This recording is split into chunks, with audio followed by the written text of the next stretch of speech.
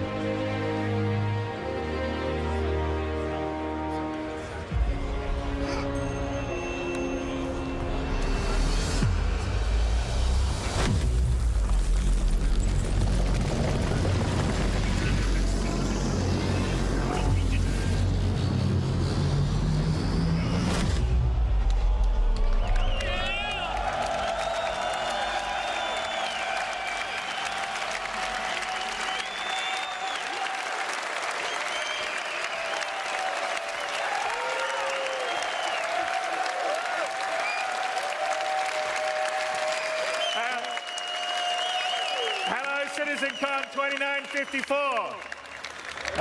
There's a lot more of you here than there were when we were here last year, 5 years ago. There was 1,200 people. There's almost 5,000 people in the building today, which is amazing.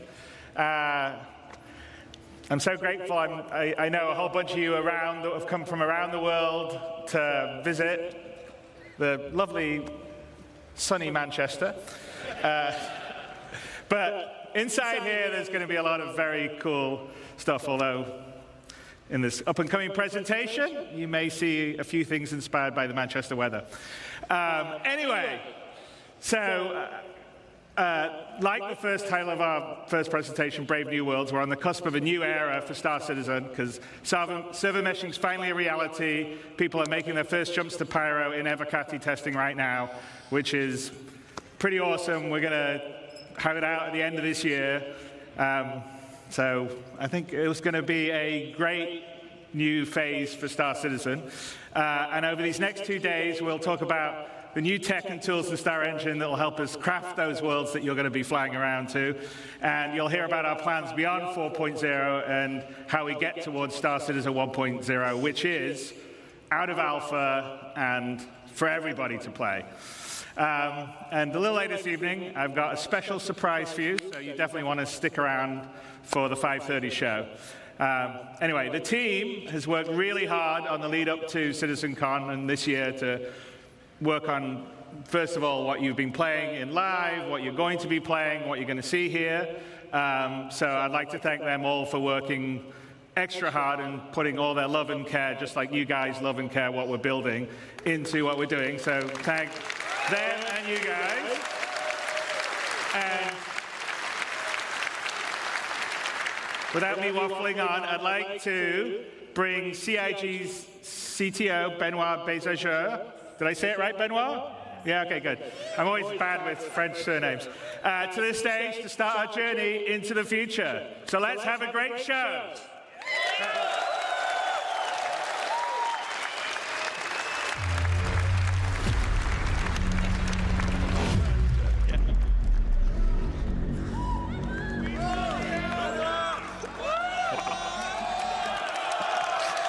Hello! Bonjour, CitizenCon! Wait. Guten Tag, CitizenCon!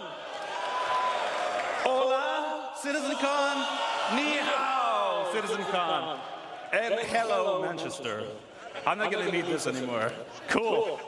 I am Benoit Beauséjour, or as some of you know me, I am Balt on Spectrum. Today, we will talk about Brave New Worlds. This is Pyro 2, Monox. It's a barren planet, not really habitable. Now, since the advance of our planet tech, we've always allowed players to circumnavigate planets and move from orbit to ground seamlessly, explore complex areas in intricate detail. Now, with server meshing, we're going to need a lot more locations for missions and destinations for more life. But there's a major question that has always followed this project since the beginning of Alpha 3.0. How are we going to make a large number of planets and systems? How are we going to meet the fidelity benchmark we've established? In this technology update, we bring life to lifelessness, even to monarchs.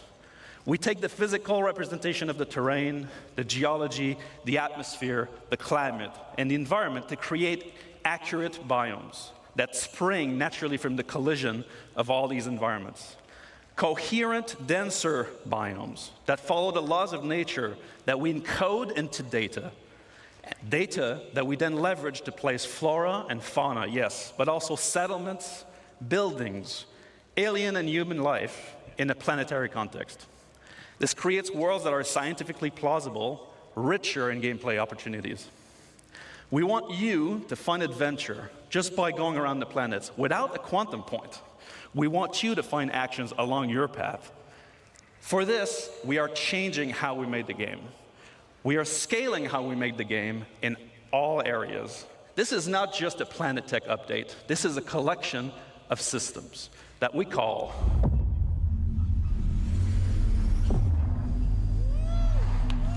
Genesis. Now, to help me explain all this nice work and this nice technology, let us kick us off. And I welcome our very own Ali Brown and Will Hine for phase 1 of Genesis.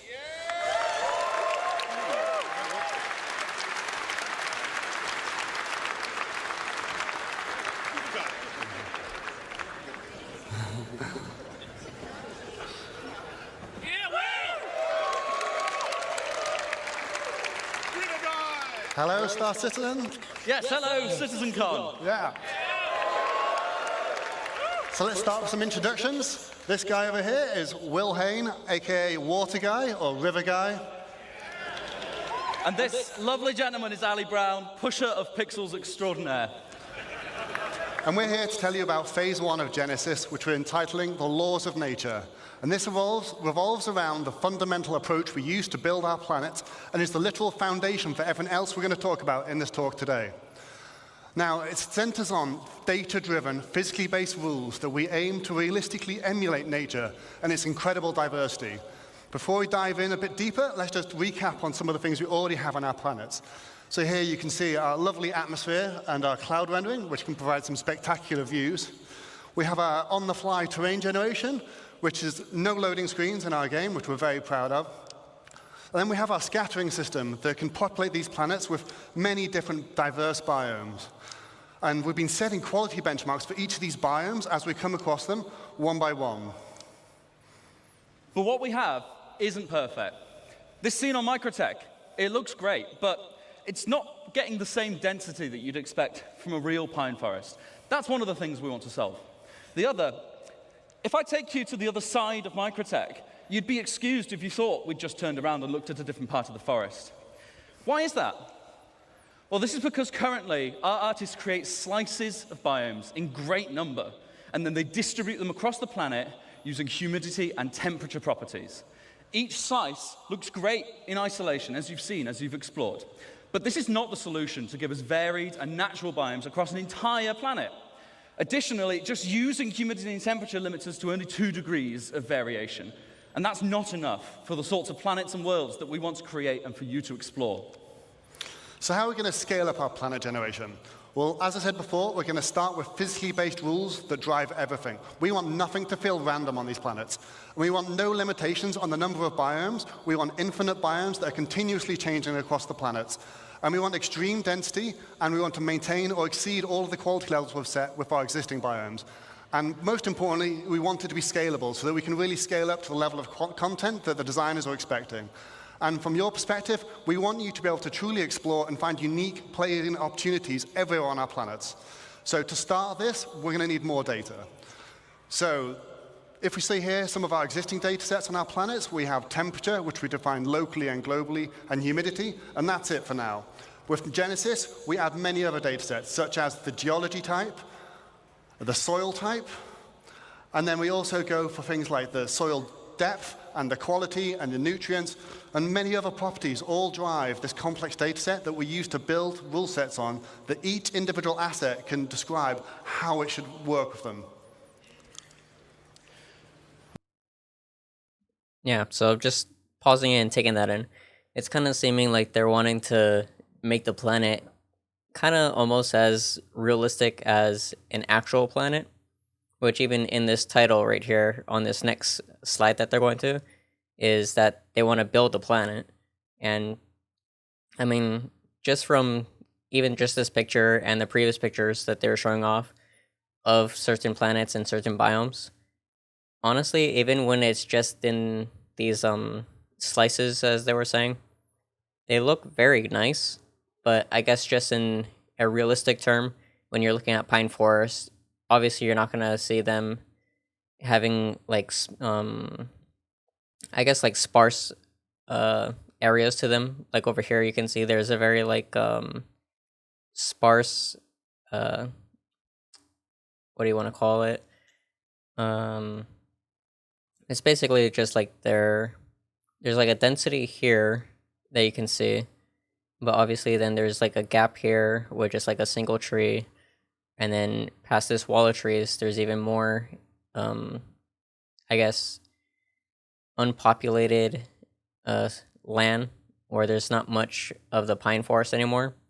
So I'm guessing they're just wanting to make it more realistic in that aspect and make it as close to as what an actual pine forest would be, where it's, I guess, more densely populated.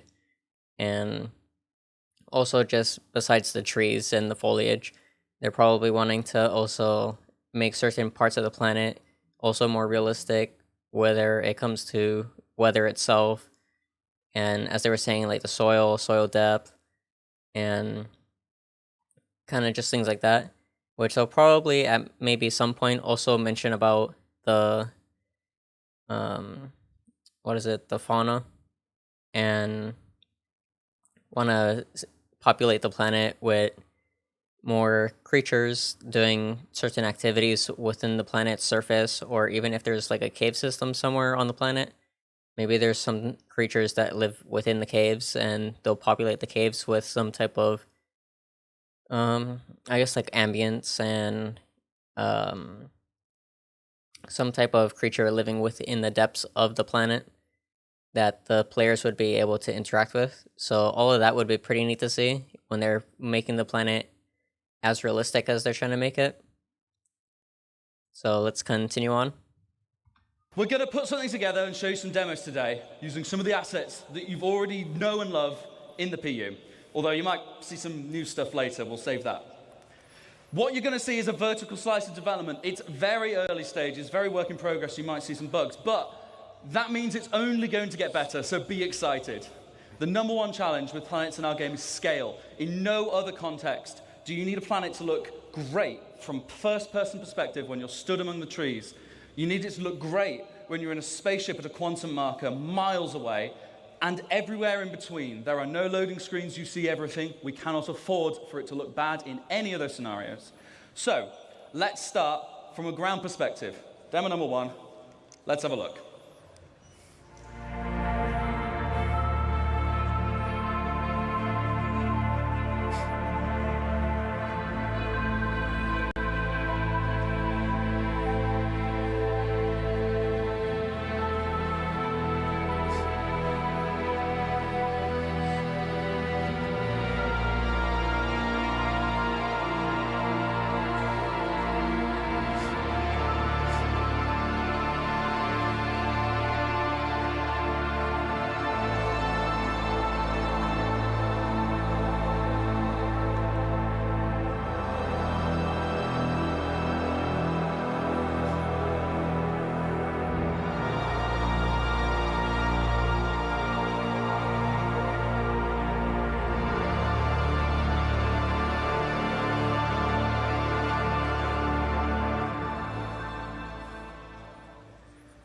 So, how do we make that?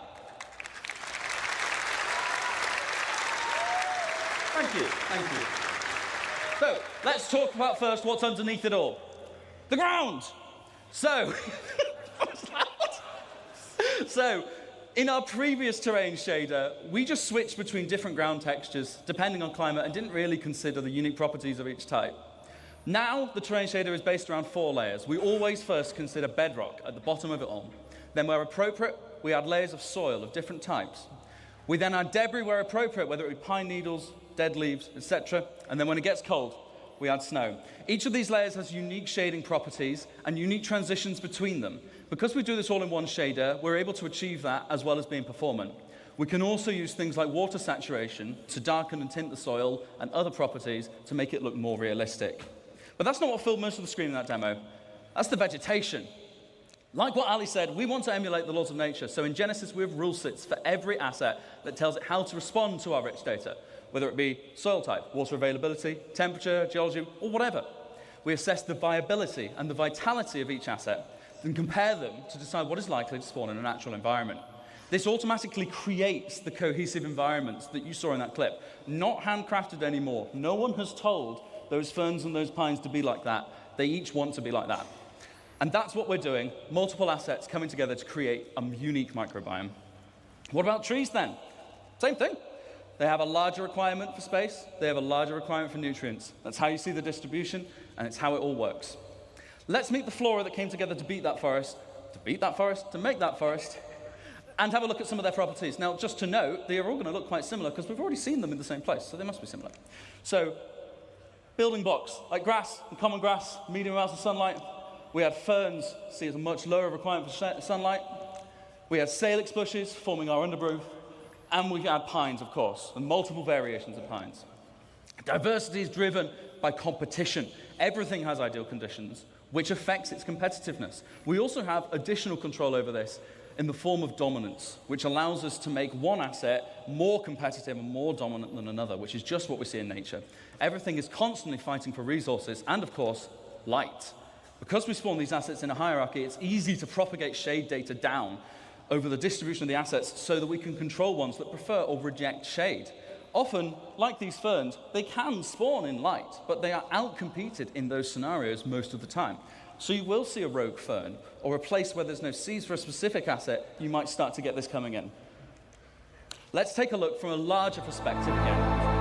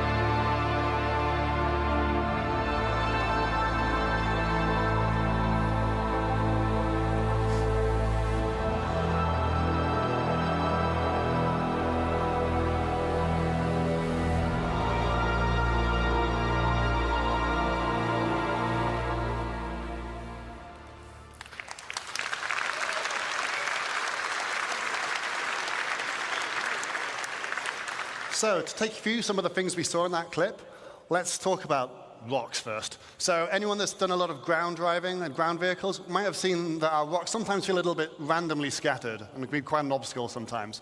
So in this clip, you saw that the rocks are no longer randomly scattered, and they're now placed based on physically based rule sets.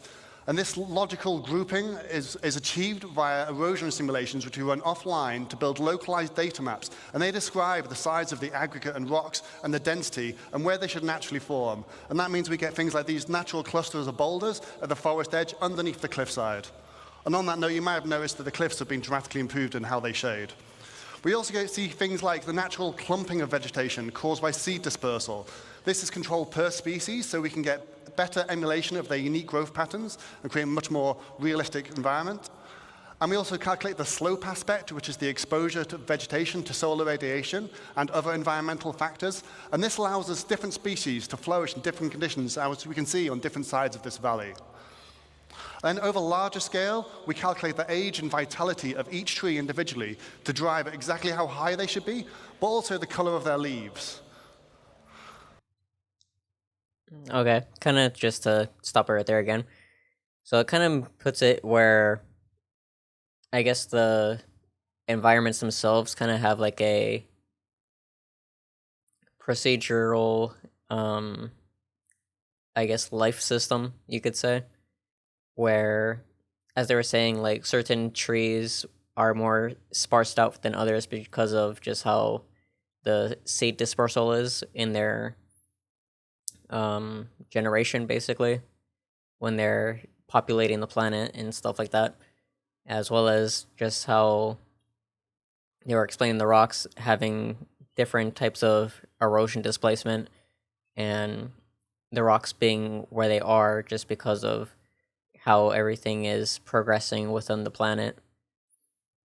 So it kind of gives the planets themselves this, again, procedural type of life to them, where obviously everything is driven by data and stuff like that, but it kind of puts it where the planet has, I guess you could say, like a artificial life, where it kind of has a simulated effect to it, which is pretty neat, which drives it up on that value of being realistic, which in my perspective is pretty good, just because as video games and things like that start progressing, we're kind of getting further and further in on, I guess, realism, you could say, where certain aspects are starting to get very close to reality, but at the same time, you could still tell that it is like in that realm of creativity and fakeness. And I mean, with VR even, which in some cases that could potentially turn out to be how video games develop. And I'm sure there's a following for those types of games, just because then it again invokes that sense of realism, because it gets you more in depth into the universe, just because you can kind of emulate yourself within that universe with the VR, as opposed to being separated via a screen and consoles or keyboard and mouse and things like that. So all of that is pretty good. It's really nice to see that, and we'll continue. Now, this isn't the only thing that will drive the color of the leaves. We're going to introduce the concept of seasons to the game. And this will mean our planets will evolve through the year, and we'll be able to shed leaves from trees and have the grass wither in winter.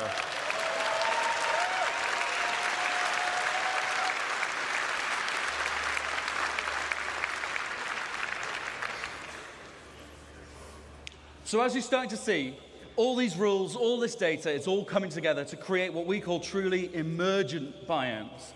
Let's have one more look at how this varies over a much larger scale.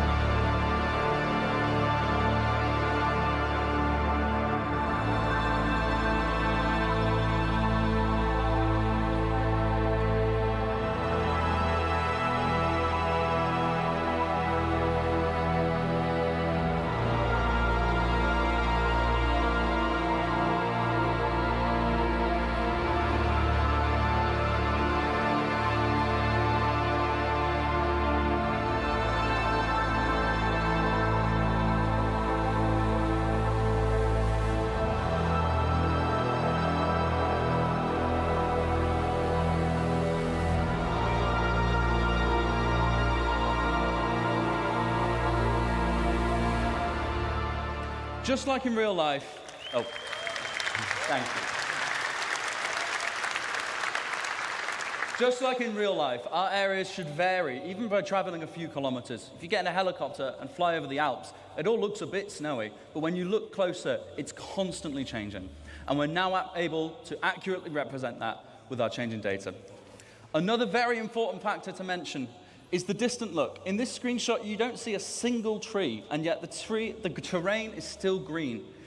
We previously did that with artist-made lookup tables that told the planet what color to be at what position. But that wasn't going to work with all our new data and our far more complex spawning. Now we have a systemic solution. The planet shader is able to intelligently evaluate what's going to spawn there using the same rule sets that cause the assets to spawn there when you get there. That means we can sample the sort of color that is going to project onto the orbital view and use it. We get a far better accuracy from the result.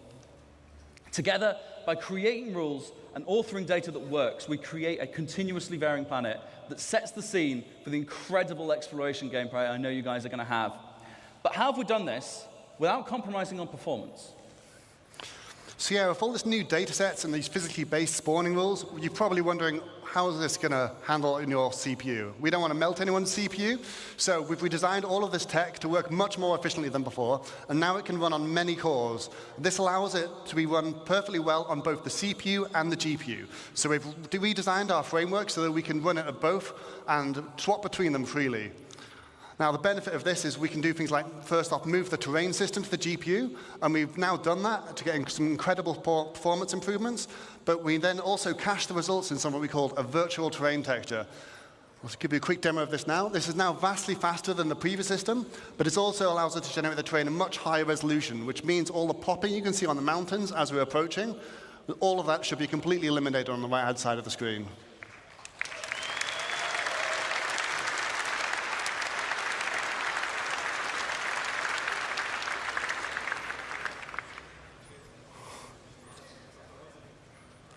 With the extra headroom we've gained by making our terrain system more efficient, we've been able to introduce some improvements, including high-resolution ground textures, proper blending between surface types, and, of course, better tiling. If you're familiar with any of our planets, we've taken off all the assets so you can see the issue, and now how it looks, you don't see those lines going at all.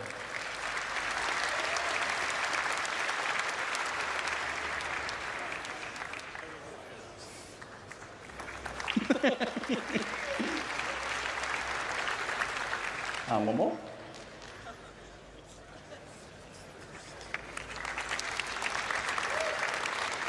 With the terrain data cached on the GPU, like Ali said, we can perform the scattering there too, which is significantly faster. All those algorithms that we've used to generate those first bits can run there without being more expensive on your CPU. And it also means the results are directly there on the GPU. We can render straight from them. That allows us to have dramatically more density in our new system. We can render objects directly without having to go via the CPU every frame. We also cull at different levels of granularity, with bigger groups in the distance and individual assets up close. Just as a demonstration, this is the sort of density you can expect on Microtech today. And in a second, we'll flip over to what you can expect from the new upcoming tech.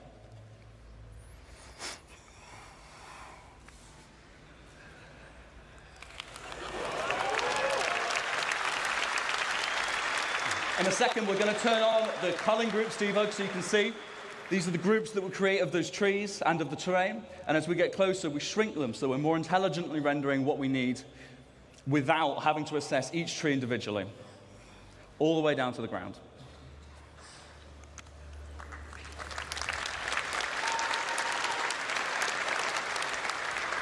So to recap some of the things you've seen here in phase one, we had data-driven rules based on physically based data, generating emergent biomes that continuously vary across our planets to get infinite possibilities. And we've achieved this with much greater density than before and much faster rendering. And we also achieved seamless transitions from ground to space with zero popping. So now that we've got all this tech, it's time to talk about how art might make use of this. So for that, I'll hand you to the next phase towards Sebastian Schroeder. Thank you, guys. Thank you. No physical. Thank you.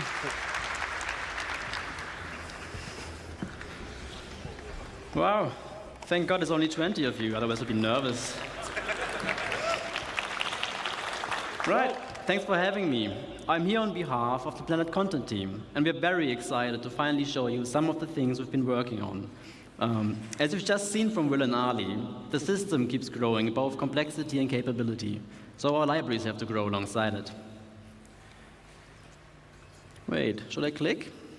No. No, I should click. Yeah, click. Oh, there we go. So, our goal is to provide the content that the system needs to populate every corner of every planet with realistic environments.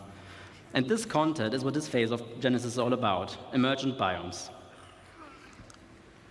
For our first example of today, it's almost a shame Will left because it's about moisture, but let's look at very high moisture and medium to high temperature.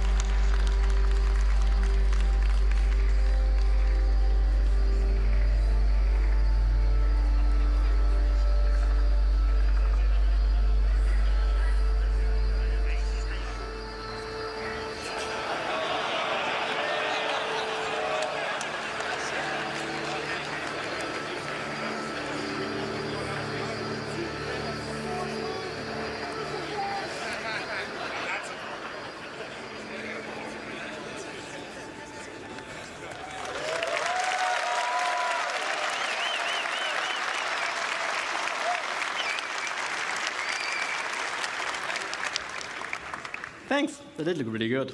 So, for swarms, we obviously made vegetation that feels at home in or near water. But before we dive in, allow me to give you a quick primer on our approach to authoring plants.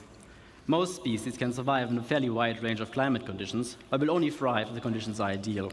To support this concept, we author our vegetation assets to describe the full growth cycle of a species. If the conditions aren't ideal, they may not grow to full maturity or look their best, but the species can still exist. So let's have a closer look. For the water's edge, we made plants like this Alternatera and the iris. We also need the aquatic ones to float on the water surface, like the water lily or the pickerel weed. This willow and the one after, a Chinese tallow tree, while comfortable near water, we can also use to replace some of the more aged assets used to seeing elsewhere in the game. The last one, it's taking a bit longer now, but the last one, I'm gonna wait. The last one you may not see used much in other biomes, but it's a very iconic one for the swamp, the bald cypress.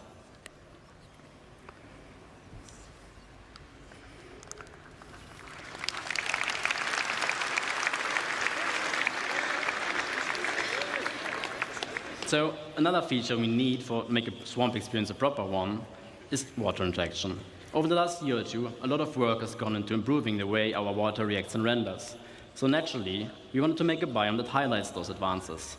Let's have a brief look at what it's like being inside the swamp.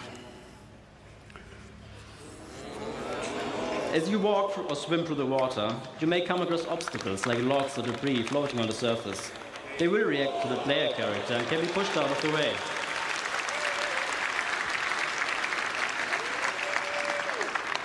We were also pleasantly surprised when we first saw how the water simulation systemically affects assets floating on the water surface, making for some really immersive moments.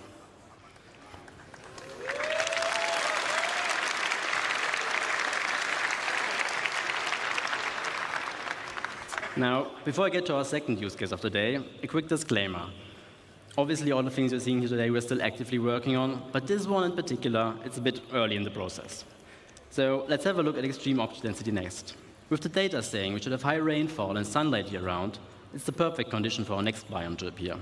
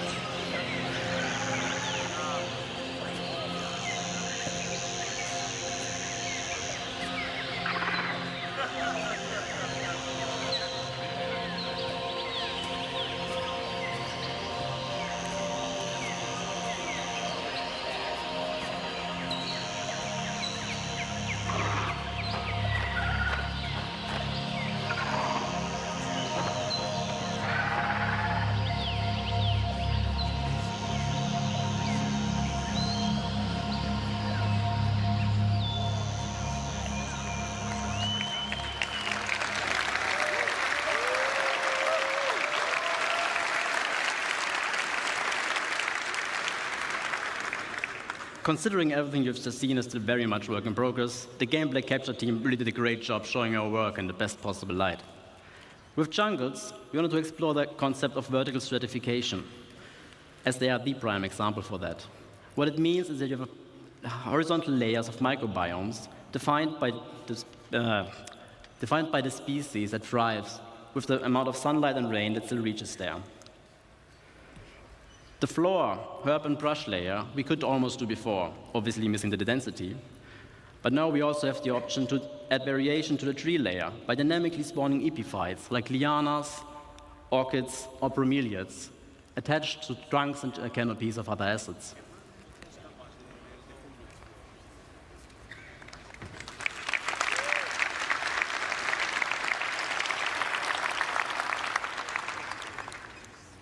With this and improved density is what will finally allow us to make convincing jungles. And the best part is, we don't even need a lot of different species to create what we refer to as a canvas of a biome. The idea being that we can vary what kind of forest you're in by adding or replacing the plants that visually stand out the most. Now, to get us started on our certification, we made epiphytes like the Epiprenum and the bromeliad, including a potted version for your hab. Then obviously you need lianas for a jungle. And we also made the grias, which add character to the herb and tree layer. For tall trees, we decided on a fairly generic rubber tree, as its different growth stages serve as a nice foundation for all height levels. And that's pretty much it, what we need to make a pretty good base for jungle.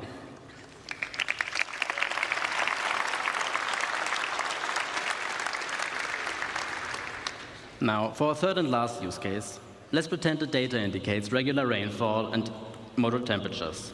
This climate would support a lot of different forests, but we also wanted to use this opportunity to explore extreme scale. And they're just really cool.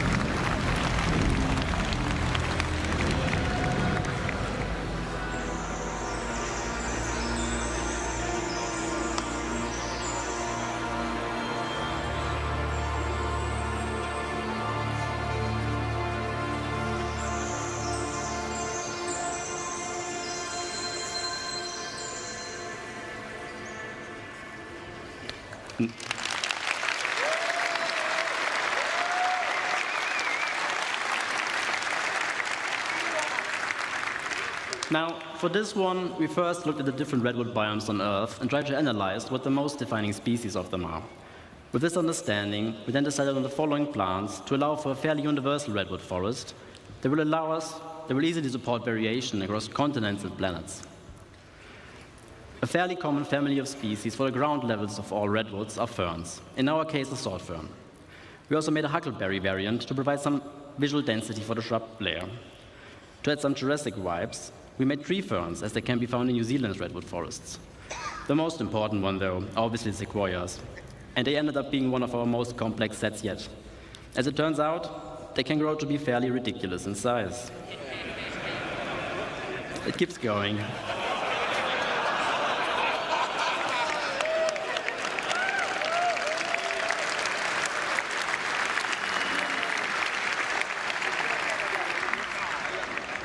Now, one thing our game's foliage is sorely missing is the ability to properly react to what's happening around it. The goal here is to unify all forces from all sorry for the horrible rhyme, all forces from all sources, wind, characters and creatures, ships, explosions, and whatever else, and have the vegetation behave accordingly. Now, as part of our tech improvements, we will be implementing a GPU-based simulation that's fit for our game scale. For now, we've set up the ferns with our existing CPU-based one to better visualize what it will feel like to walk amongst those giants. Also, with the biomes on our planets now being defined by where an individual object wants to appear, you can expect a lot more happy accidents by having species invade different biomes, making for some unique locations, hopefully. Surely.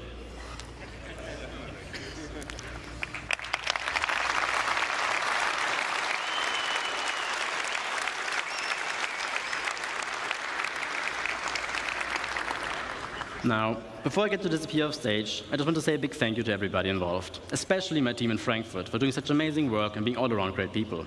And also to all of you guys. I really hope you have a fantastic CitizenCon. This concludes this phase of Genesis, so please welcome Ian to the stage so I can tell you all about the next one.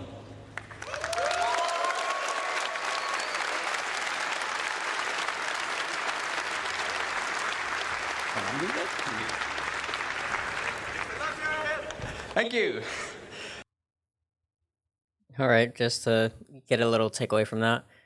Basically, it just seems like it kind of just puts in emphasis the whole thing about the realism of the planet, basically, again, where now they're making the biomes for certain locations of, I guess, different climate circumstances, and so obviously you have different biomes in it where there's the swamps, there's the jungle, there's the redwoods, and I would assume that there would be more biomes than just those 3 that they showcase, but I guess that's just what they have at the moment that they were showing off, and so all of that is really great.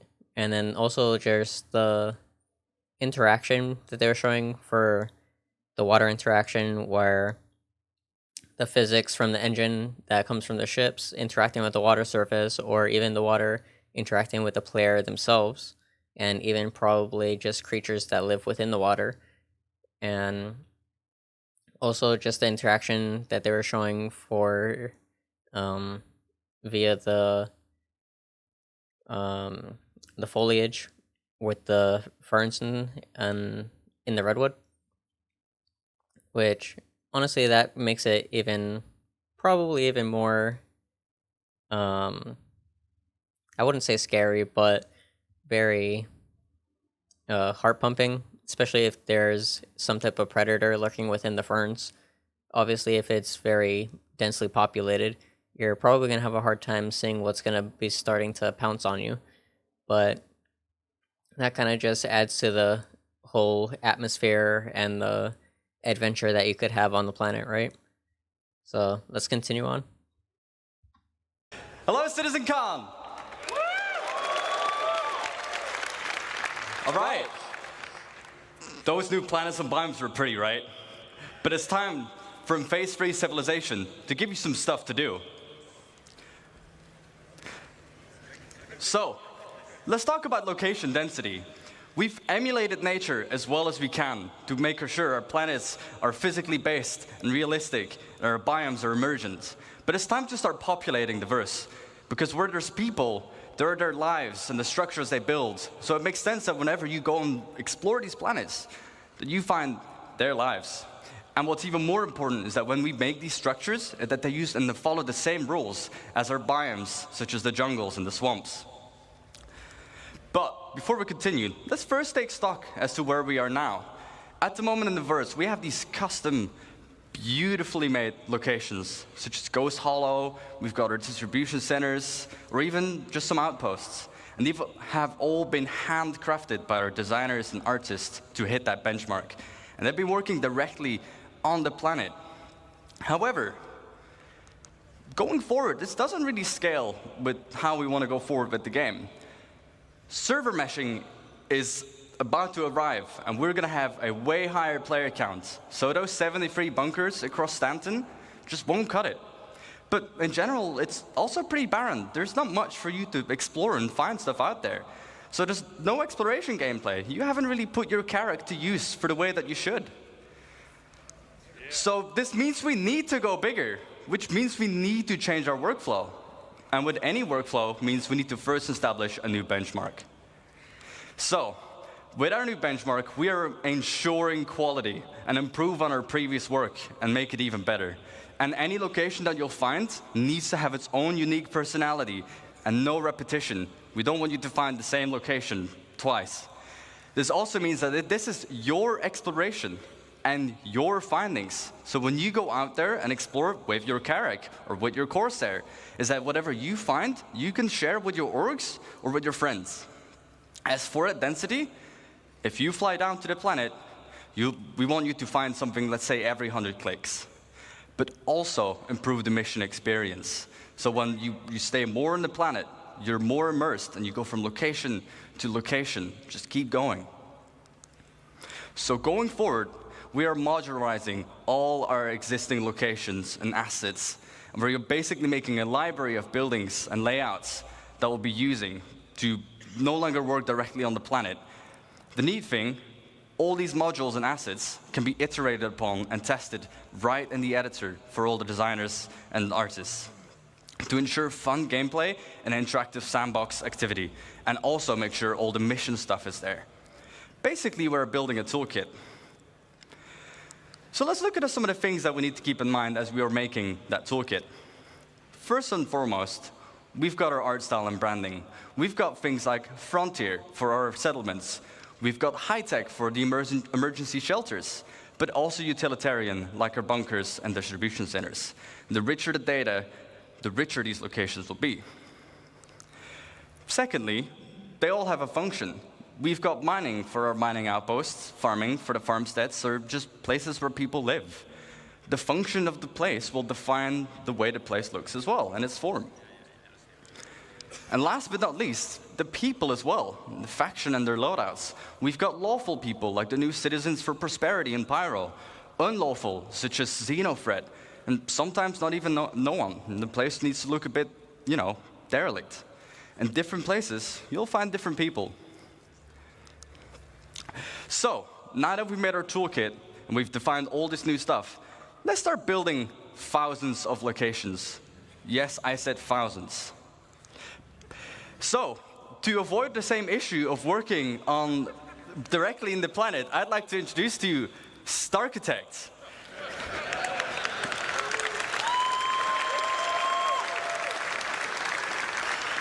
What Starchitect allows us to do is directly on a planetary scale scatter all these new libraries and modules and assets and no longer work directly on the planet. And it uses the same logical rule set as our emergent biomes. And it also gives us full control over the data that we set on these locations. So expect locations in places where they make sense. Let's kind of look at all this new Genesis data and all these new libraries and chuck it into Starchitect and see what it gives us. As you can see, we're now able to make full-size locations, and they will look completely different based on where you'd find them. The layouts are controlled by the rules, and it will reflect its place in the verse. We've got farms, mining outposts, but even our older locations, such as the bunkers that you find on Stanton.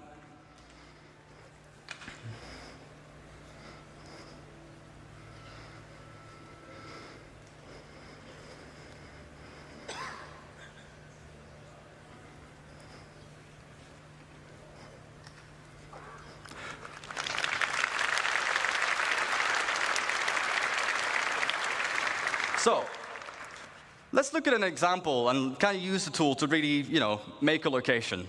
We can define the rules, as I've mentioned a couple times by now. So for our mining outpost, it wants to be near a resource. We can specify what this resource needs to be. But we can also give it suggestions where sometimes you'd find it here and sometimes you wouldn't. If the location has refineries, it might want to be near water to refine the resources. Then secondly, we can define what buildings should be there. So obviously we need mining buildings, houses for people to live as well, and even power buildings that we can leverage with the resource network. Starchitect will intelligently figure out where to place these and what needs to be at the location. Next up, farms. Its rules, well, temperature. Not every plant can live in every temperature, but the same with soil type. Only certain plants can be in certain grounds. And then we can query the seed map to determine what plants you would find there. What are the harvestables? As for the targets, again, farm buildings, obviously, power buildings, houses, but even animals, such as our beloved quasi-grazers. And last but not least, derelict ships. We've got these all over the place currently. Rules, well, they'd be close to anti-air because they would be shot down. But even in harsh flight conditions, such as mountains or low visibility, you'd probably most commonly find them. Targets, well, crash ship parts, of course. Sometimes you'd find the full remains of a javelin, and the other time you might just find the nose of a starfare laying around. So, let's talk about coherency. Sure, we can scatter all these locations everywhere on the planet, and you'll find them in places they make sense, but we can do better. You don't just want to find an outpost completely on its own, right? We want to make sure it really feels like people have built their lives here. So, let's talk about some missing bits. We want to tell tighter stories, such as the people's lives, but also logical exploration. If I find one thing, I expect to find something similar or something else nearby. We also need more data control. What defines one mining outpost being different from the other ones, aside from the harvestables? And also give the narrative developments. Make sure people build near rivers, on mountains, they build near town halls, they build near distribution centers. So to hit that bit of our benchmark, we make sure that locations are near each other and group them together. The effect it gives is a fully developed landscape with vistas and points of interest all over. And we group them together in what we like to call a cluster, like this one, that has 13 locations. Let's talk about clusters. Clustering means generating locations near other locations. So, for example, if you find a distribution center, just like in the verse currently, I would find forward operating bases next to them. But if you go even further out, you'd find mining outposts to funnel those resources to the FOBs. Go out even further, you'd find caves around them, because that's where they might find some of the gems. And then we can even specify the data on a cluster level. All of the factions that live at this whole cluster, any mining outpost, that would be the same people, but also what commodities they sell, to find on what resource you'd find. So let's look at an example of the clusters. We have our mining cluster. Again, we can define what rules we should have. Rules, well, near a resource, just like our mining outpost, but also it needs to be on a lawful planet. We can target on a planetary scale where they would need to be. They need protection. As for the targets, well, caves, mining outposts, but even trade posts. Let's go to the other side of the spectrum. Before I do so, I forgot. Data. We can, on a cluster level, specify, again, what mineral commodities, but also what harvestable types you'd find are in that region. Now let's look at the other side of the spectrum, an unlawful cluster. What rules? Well, they need to be far away from any other cluster, because they want to be isolated and do their evil deeds on their own. And also on an unlawful planet, such as somewhere in the Pyros system. For the targets, outlaw outposts, crash ships, because they would shoot them down, and also ruins from just places they just completely overrun. The data on this one, you'd find specific loadouts, and they'll be using weapons that you wouldn't find in any other legal system. And these weapons will be sold at the shops in these regions. So, now that we have a cluster, let's go even bigger. Just like our locations, we can put clusters near other clusters, and we group them together, ranging between 10 to 15 locations each. And we group this into what we call a sector. Like this one, that has about 120 locations. However, on a planetary scale, we can define how many sectors we should have, with each their own data and persona. And every single one of these locations is now ready for the mission system to hook up and give you gameplay, and for you to find a bunch of places on your own.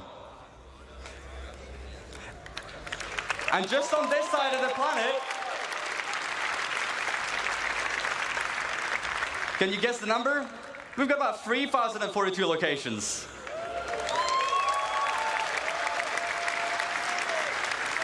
And again, this means as Starchitect, we're just able to, on a planetary scale, just define how many locations we need, what you'd find there, and to just give that full identity.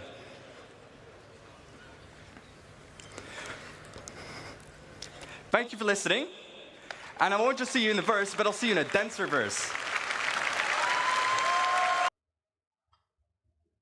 All right. So now we got the whole thing about then, aside from the population for the flora and fauna, we're also seeing how they're amping up the population in terms of, I guess, human presence, you could say, where there's going to be a lot more density in terms of outposts of various kinds and different types of groups, whether they're lawful, unlawful, or even if just places are completely abandoned and no one's around. And then they're just upping the ante on the whole population scale, where they're putting it into these clusters to then encompass an entire sector, which even calculates the entire amount that you would find within this specific zone, I guess you could say. That would be on part of the planet, which in the whole entire scheme of things with the planet would only be one small part of it, where you can find many more sectors that have many more clusters within them, and within the clusters themselves would have a certain amount of buildings and locations, as well as groups of people that are within these areas. So it kind of gives the planet this more lived in feel and this sense of, I guess you could say, planetary conquest, where you're finding human settlements and just even if it's just a derelict ships or ruins of some outpost that got overrun, it shows basically this conquest, I guess you could say, of the planet, where humans have basically traversed and have explored this area, or there's some interaction between the planet itself, between the flora and fauna and the humans inhabiting the planet, and that there has been previous history or there's current history, and probably just many more going on once the players are actually getting their hands on this and actually doing whatever they'd be doing within the planet, whether that again be lawful, unlawful, or even if there is a fight between different various groups of players that just don't see eye to eye, and you can just find this battle that would have happened and taken place on the planet.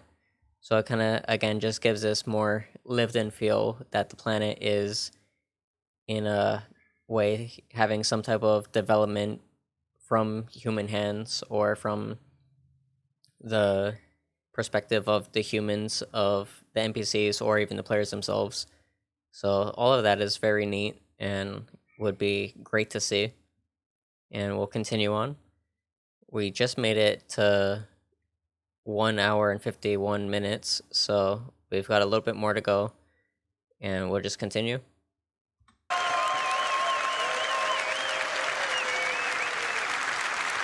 However, this was only the first phase of civilization.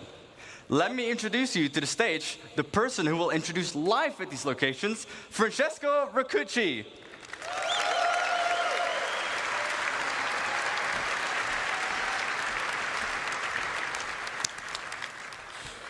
So, hi everybody.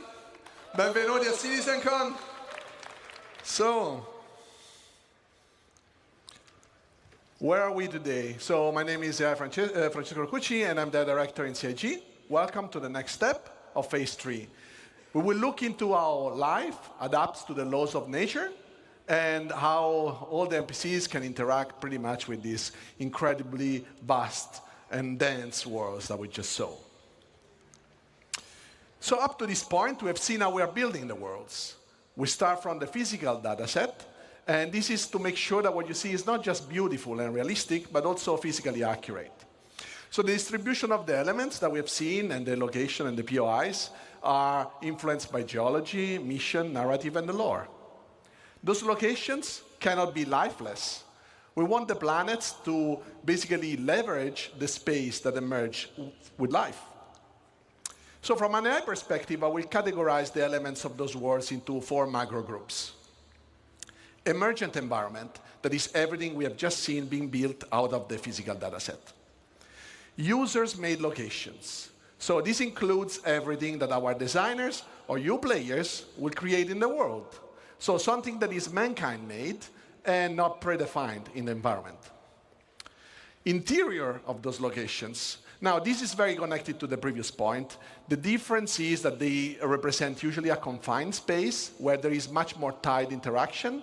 And for NPCs, it's a lot about interaction with objects that we are usually used to in our everyday lives. And then the day and night cycle. So in essence, the passage of time. That so far didn't have really a lot of impact on the gameplay. So to allow life to respect this world and conform to the rules that this environment defines, well, we want to improve our tools and workflow, and we want to distance ourselves as much as possible from a designer-driven approach. This is because, first, it's labor-intensive, it can be prone to bugs, but also because the scale of the worlds that we've just seen are very hard to be designer-driven in the markup.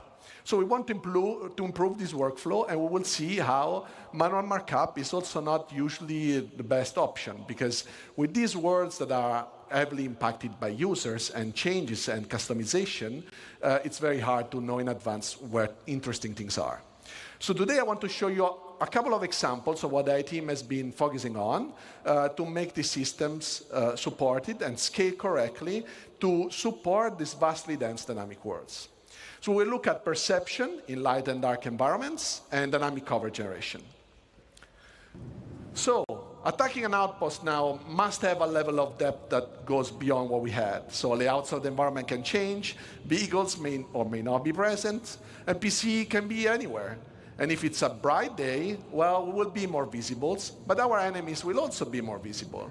And if you choose to attack at nighttime, well, we'll attack in shadows during darkness.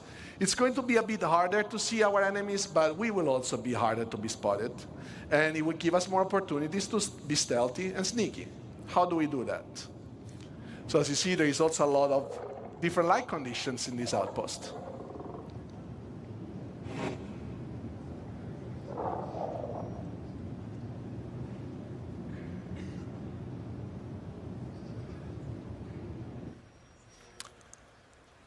So in this scenario, we will start look at how perception is impacted by the day and night cycle. On the planetary surface, as we've seen in the outpost, natural and artificial lights are the 2 elements that will impact vision. And knowing that, you can use this to leverage your gameplay style to exploit basically all the environment. So what is perception? On the NPC level is the combination of data that we collect out of the senses. And vision is one of the senses and just tries to, in a way, simulates the human side ability. So designers can already tweak the perception in different ways. And one way is defining how quickly NPCs can understand what they're seeing. And the light condition have a direct impact, how quickly an NPC will fully understand, for example, if there is an hostile in front of them. And obviously, there is condition of light that designers can control, and some others, like the day-night cycle, that they can't. So in this video, we'll see 2 main elements. The graph on the top left and the 2 colorful cones. The graph on the left basically represents the current light level the NPC is in, and the current multiplier this light level generates to speed up or slow down the NPC perception and understanding. The 2 cones instead represents the primary and secondary FOV.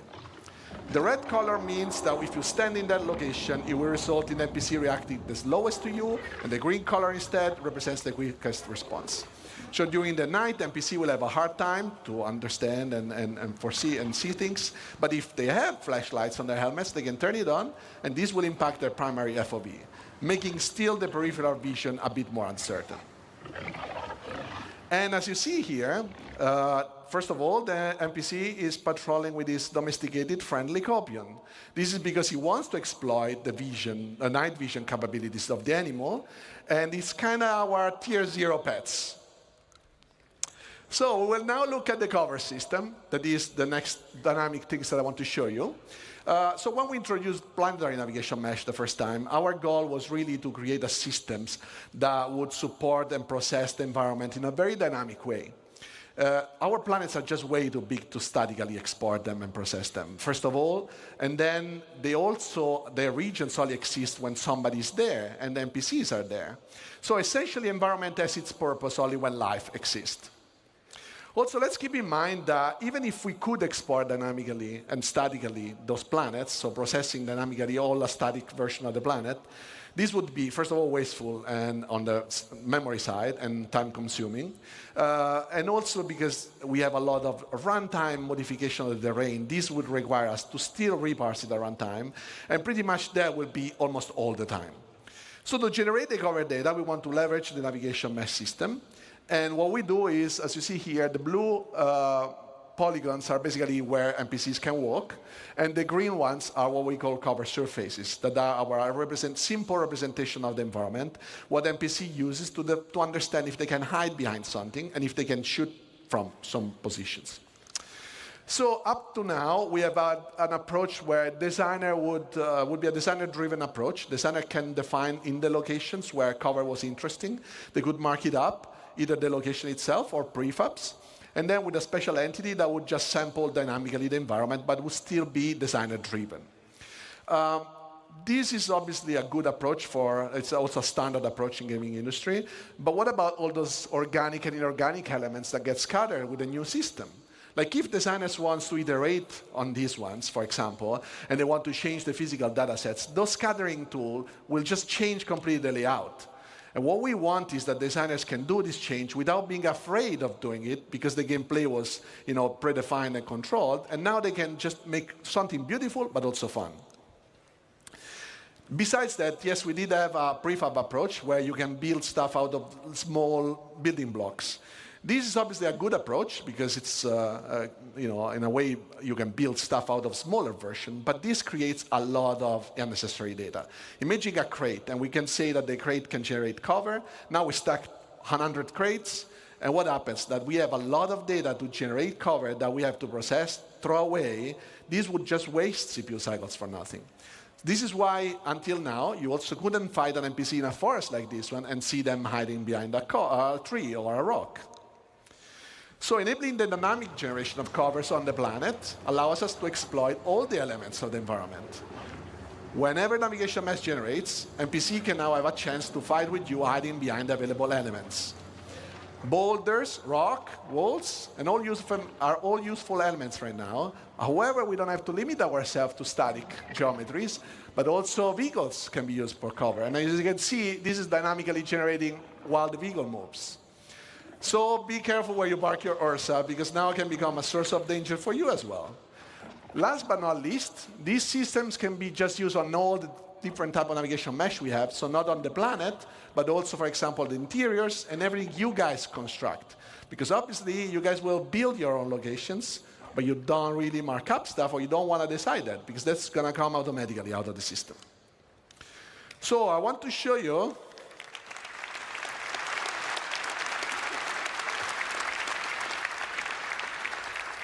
So what I want to show you now is just like a little bit of insight of what goes behind the scene when we generate cover and navigation mesh.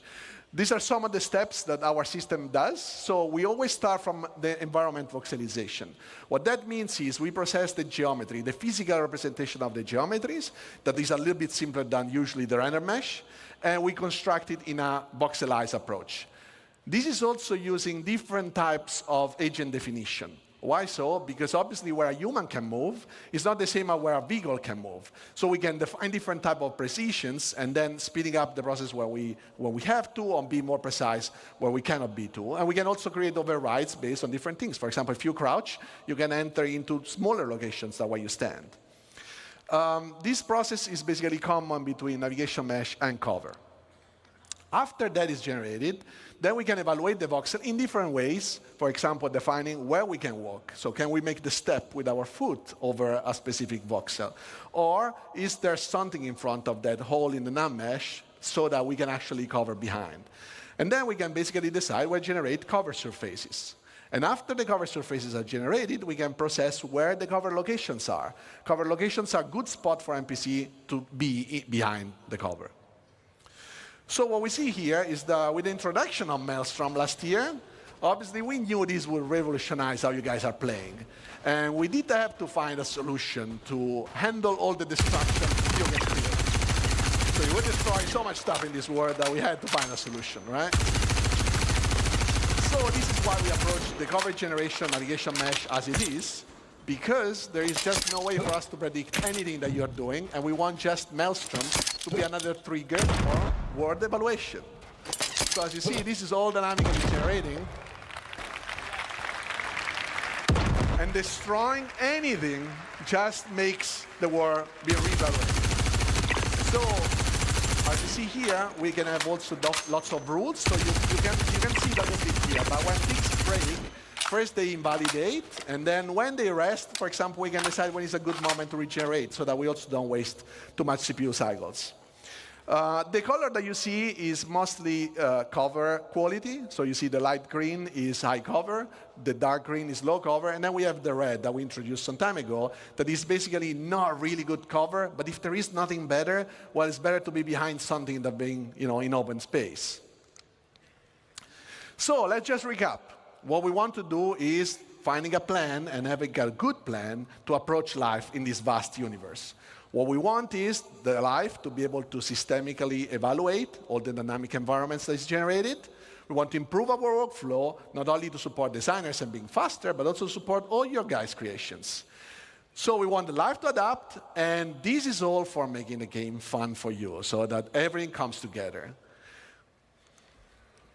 So thank you all. This was phase 3.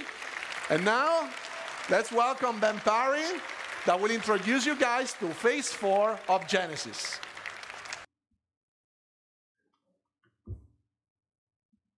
Okay, so basically for that, we can kind of just infer that with all of that, you're going to see the NPCs acting a little bit more, I guess smarter, you could say. Just while they're able to introduce the cover system that the NPCs will be able to utilize, as well as us, the player, being able to utilize it ourselves. And then obviously with the day and night cycle also introduces a new route for different types of gameplay, whether you're kind of just gonna go all in during the day and shoot your way through and just deal with the confrontation with the NPCs when you're trying to take over the site and get whatever you're getting from there, whether it's a mission item or even if you're just going there to swoop in and get some loot from the NPCs.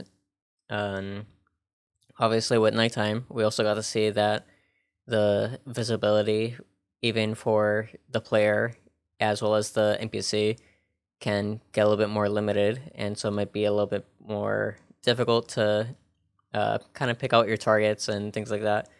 But also it is the same way for the NPCs, where they're not going to have too much of a advantage in terms of being able to see you during the night.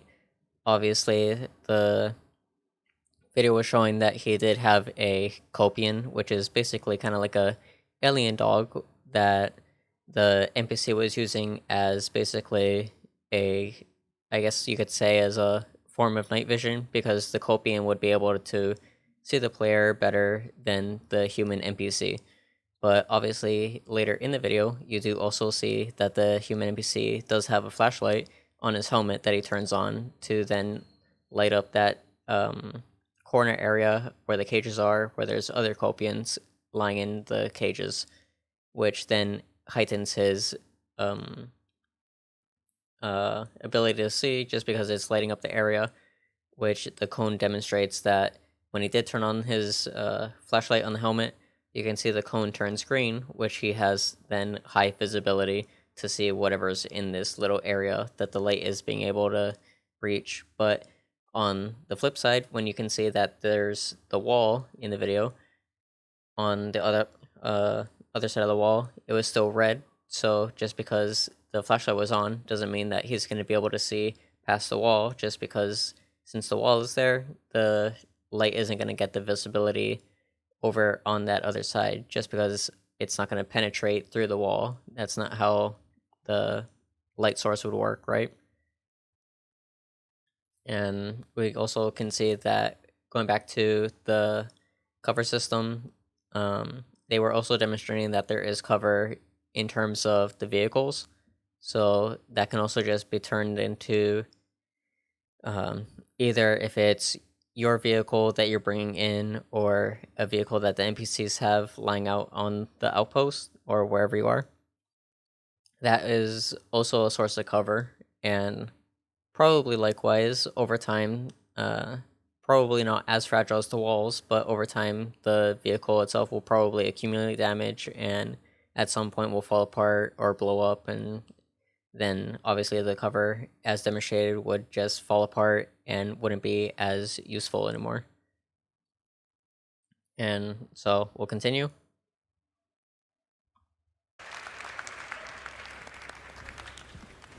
Thank you. Hello, CitizenCon. What's going on? Sorry, someone's changed my lines. Welcome to Phase 4, Light and Sound. Now, we've seen already automated systems for automatically placing different biomes, different vegetation, settlements, and people. So now we're going to take the same approach to automatically handling light itself. First of all, why is this important? Well, it's not always obvious, especially when they do their jobs as well as they do.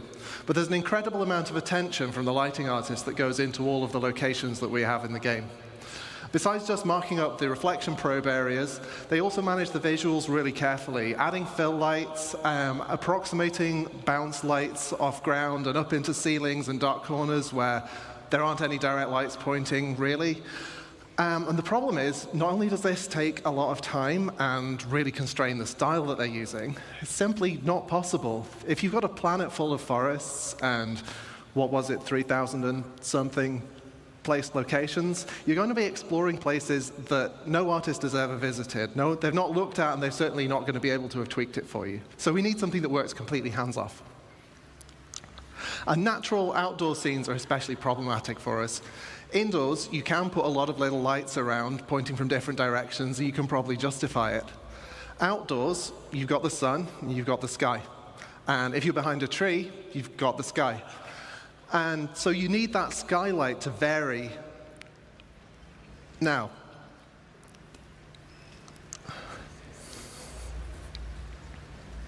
so this is the forest as you'd see it without the GI system. As you can see, all the shadows are receiving lighting from the same environment probe, so it's basically just a flat color across. We replace that with around 40,000 mini ray trace probes. Each of them has their own view of the sky, and so that gives you way more contrast and variation as you move in and out of the canopy.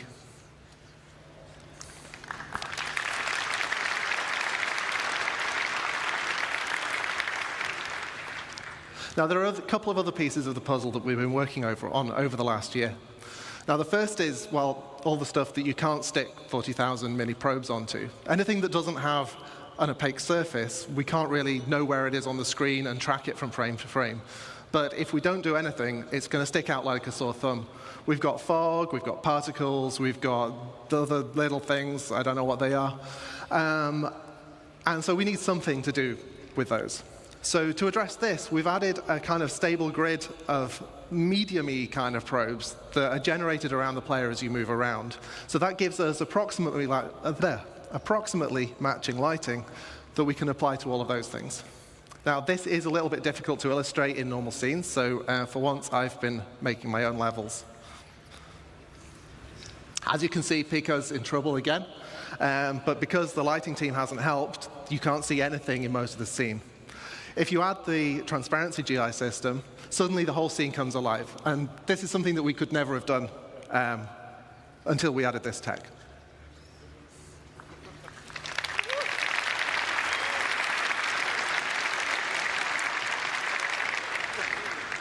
Now, the other piece of the puzzle is glossy reflections. Now, we've got a fair few shiny objects in the game, you may have noticed. And we've got the same problem that if we fix the lighting on one thing and then the reflections don't match, it's going to look terrible. Also, ray tracing reflections is really cool, and we wanted to do it. And the challenge here, though, is that the ray traced reflections you're going to do, they're not just mirrors. Like, we've got a whole range of objects in the game, from like a scuffed hull panel all the way up to chrome polished pipes. And we want the same system to apply globally across that. So I'm going to do an uncomfortably short breakdown on what this tech looks like and how that comes together. So here's what we need to be. Now, obviously, it reads as shiny, but there's this kind of fakeness to it. It kind of looks a bit like it's flying. So let's see what the ray tracing looks like. Yeah, it's really noisy and horrible. We need to clean it up. So what we do is we let pixels share their data in space, and then also in time to clear up the final image. And then we let the game's normal anti-aliasing just kind of clean up the last stuff and carry us over the finish line. And that's how you make a chrome penguin.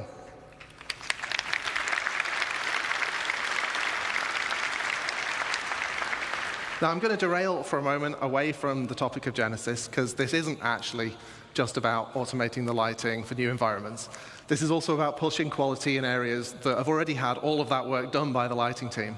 We're freeing the artists up to light more naturally, allowing the time of day shifts to be embraced rather than fighting against them.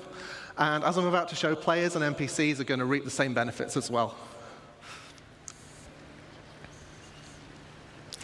So here we start adding natural areas of light and shade and warm and cool colors.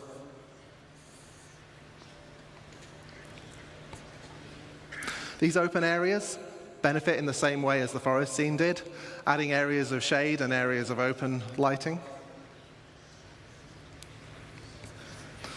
Like I mentioned, the time of day shifting leads to different ambience as the sun moves. And this is the shot that I just liked.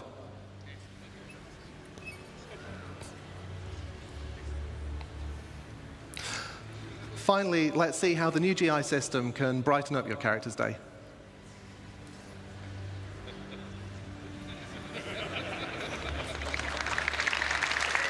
And also their day as well, whoever they are.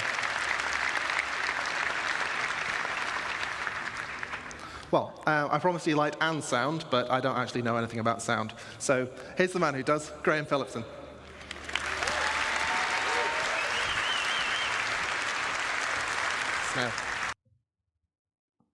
Okay, so lighting, obviously, very important, just because one of the factors with lighting kind of helps with the whole ambience of the location, right? If the lighting isn't right, kind of just makes everything else around it fall apart.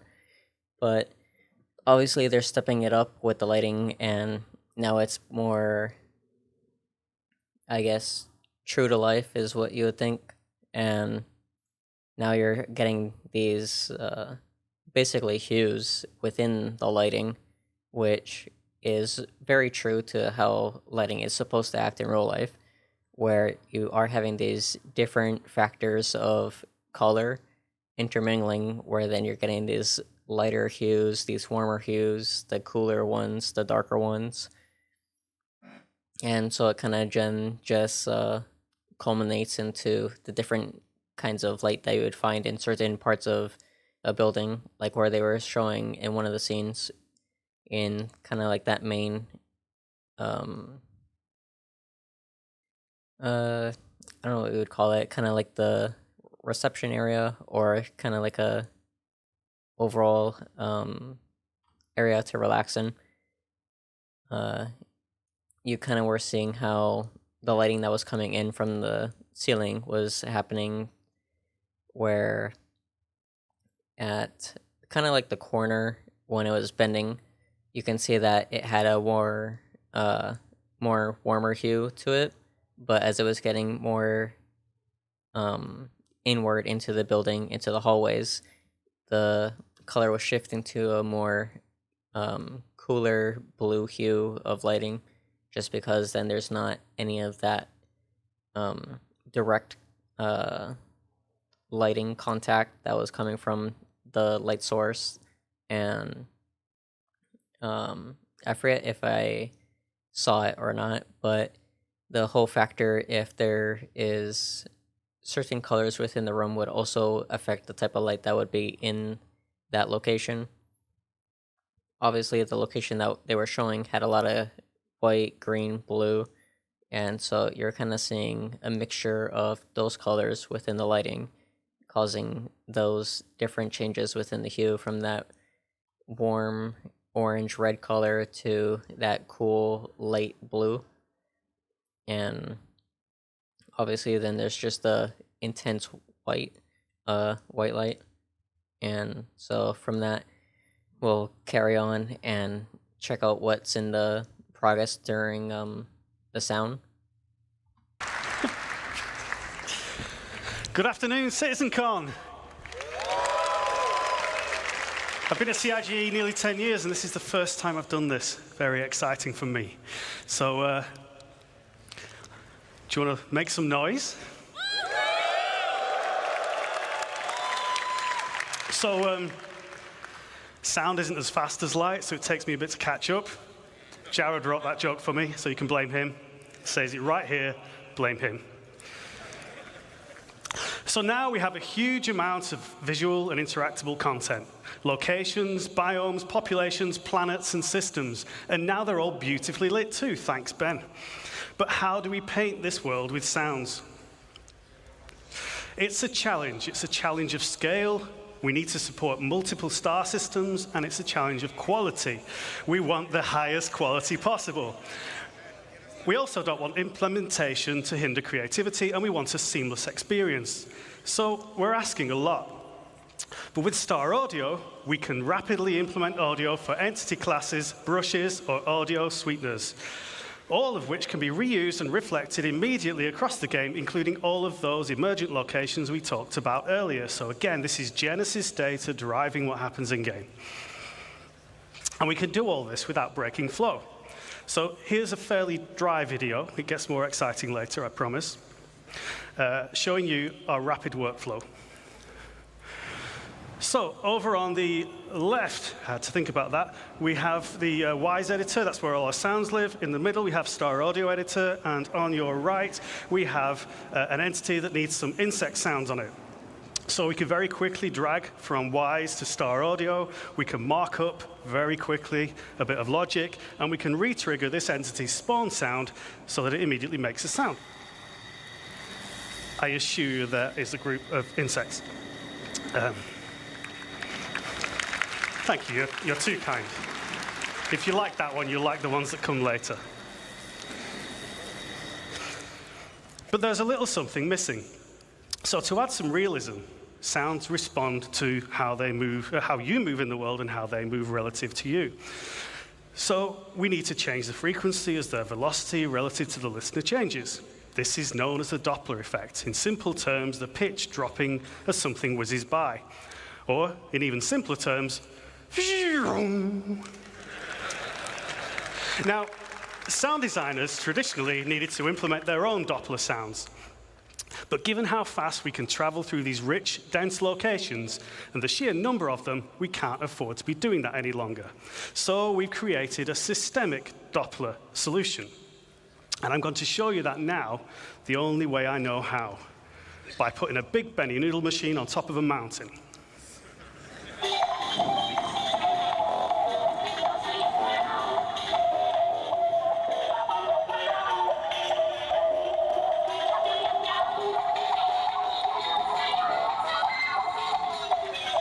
So you can hear the pitch and tempo changing as we move relative to the Benny noodle machine, and this is all fully systemic, no special treatment for this sound.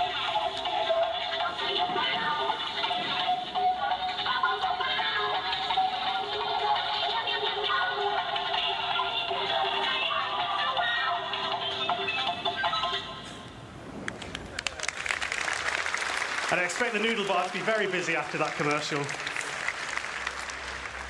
So, how does it work? Well, the listener is surrounded by variable time delay buffering, not the horrible kind of buffering you get on the internet. This is a really nice kind that helps the game sound good. Each buffer represents a section of the sphere around the audio listener, and the audio is mixed into these buffers at a position that is appropriate to the object's position. in the world. Changes in the position are applied to the delay buffer by interpolating the audio data. But that's not all we're doing here. Now, I know there was a bar citizen yesterday, so some of you may not be thinking as fast as you might normally, but you may have realized that by buffering the data in this way, we're not just creating a speed of sound, we are not just creating a Doppler effect, we are indeed, and I just spoiled my own line, creating a speed of sound effect. So, introducing systemic speed of sound to the game, I now have a couple of minutes of video, and we go through rapid fire, looking at some fantastic examples of what this brings to the game, starting with a spaceship pass by that is supported tonally by the systemic speed of sound.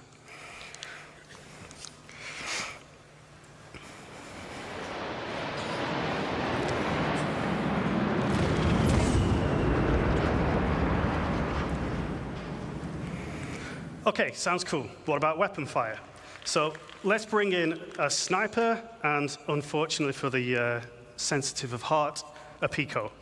We're going to hear this first from the perspective of both with no speed of sound effect.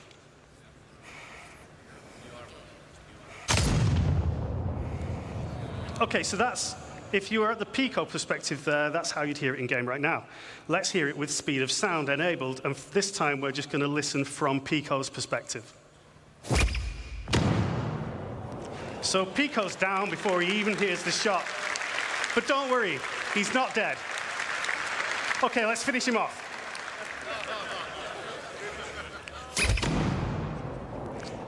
Now he's dead. And as the voice of Pip's Power Up, I need to get some proper placement in. So there's one more example for you. Now finally, oh, not finally, we have ship weapons, so listen to the fire rate as the ship approaches the camera here, giving you a bit of a sense of threat.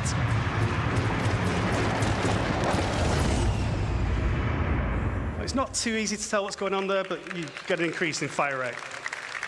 Finally, the really cool stuff, explosions. So we can put a cinematic element, a shockwave element, and a delayed speed of sound effect.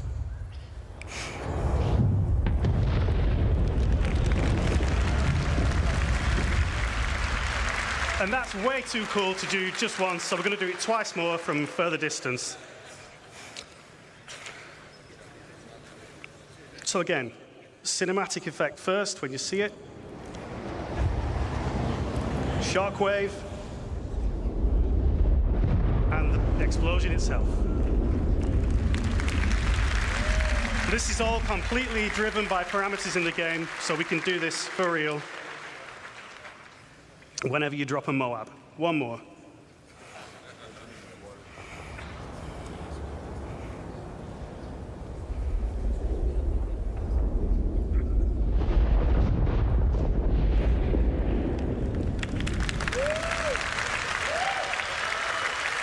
That's pretty cool.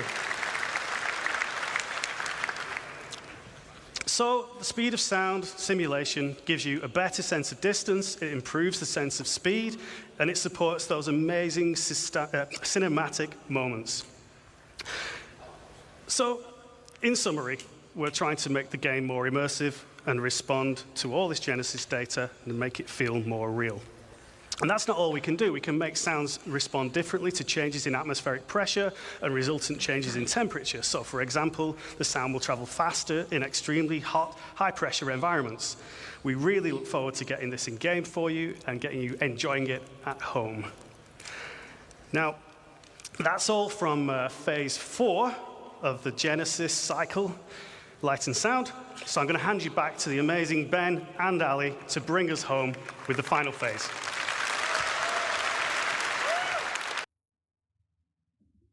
Okay, so sound, obviously, also another important factor for the whole, as he was saying, the ambience. Just as the same as the lighting, ambience is very important to kind of craft a story and to help you kind of be a little bit more immersed in the world itself, because lighting, sound, very important. And obviously with the whole factor of sound, kind of helps develop the whole ambient feel of in certain factors, like when they're showing off the guns and explosions, kind of the sense of impending doom or that kind of cinematic movie feel that you can kind of get in certain explosions or intense gunfights and things like that, where just when you're kind of reveling in it, right, you can kind of be a little bit more engaged when the sound just hits you just right. And now, so we'll kind of wrap that up and continue on. Thank you, sir. So, as Graham says, this is going to be the final phase of Genesis, and it's called Nature's Wrath. And this is where we're going to bring the very planet itself to life. So, first off, let's start talking clouds. So clouds have got an atmosphere, have got to be one of my favorite visual features of our game, and they're truly awesome, but they're also completely static. Nothing has changed with them. So what we want to bring with Genesis is the evolution of clouds over time. But this isn't just some simple scrolling animation. We use the same physical data sets that drove the biomes we talked about earlier and Starchitect, and these are also now driving a physical simulation of the clouds so they can form and dissipate in realistic conditions. So this means things like the oceans, the prevailing winds, mountain ranges, and the temperature will all impact the clouds. But to complement these more dynamic clouds, we've also improved our lighting model. So it now correctly accounts for how light scatters multiple times inside a cloud. And this is important, creates much deeper lighting, and it can contrast against the sun's rays, resulting in much more vivid cloudscapes like we see on the left here, something we're all too familiar with in Manchester. Now, it would be awesome to bring this into context and show it on an actual location. Let's take a look at a quick scene to round this up. It's a nice day on the surface, but something's different. The clouds are moving, but they're not just moving, they're forming naturally in changing shape. They dissipate as they glide on the atmosphere based on wind data, stratus and cumulus alike. Now we start seeing the new cloud shading model come into play. We are seeing enhanced occlusion beneath the cover, emphasizing the sunbeams, how it interact with the clouds, and seeing the light shafts peer through the layers. Now, as this is closing in, we can start to see the changes in visibility of the area. Light precipitation is starting. Previously, we authored static cloud shapes, but no longer. We didn't manually place a volume here. Its presence has been informed by Genesis data. Oh, and it's not just a cloud volume. It's a weather front.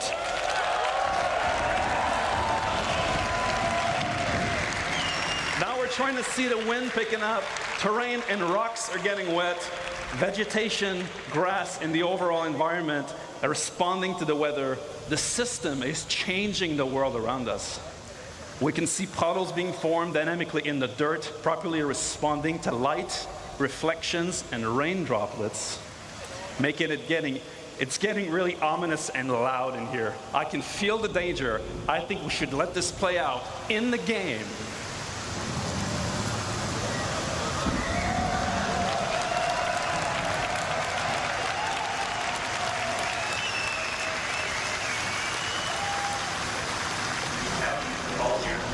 Weather disclosing in fast on this location. Conditions are deteriorating. Severe items. We need to leave now. Get back here.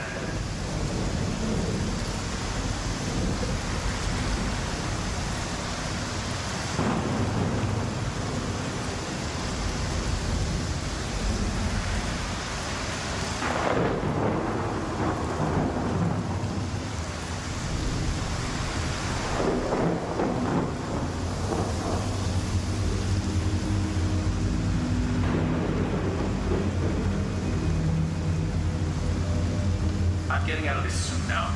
Powering up, flying out. We'll need to switch to IFR. See you on the other side.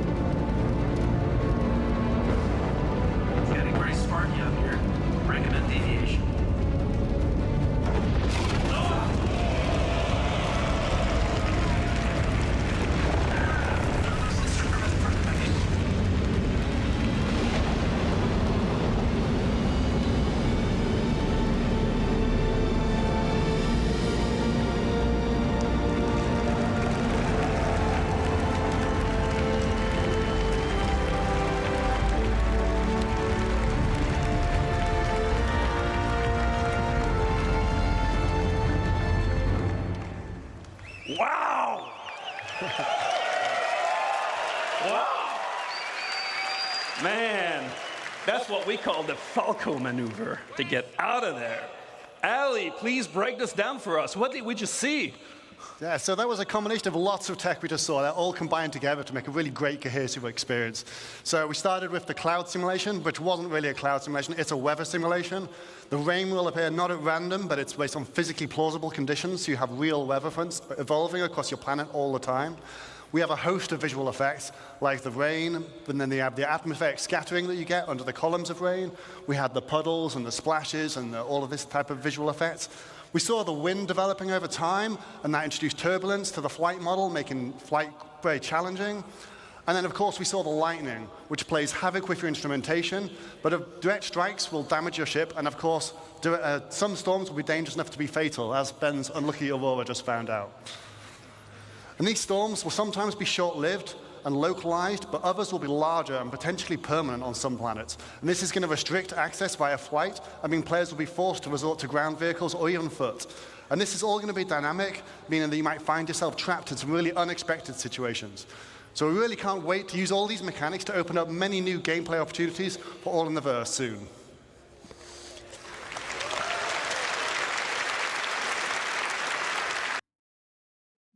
Right. So all of that, again, as he was saying, basically in the video is a combination of all the things we previously saw.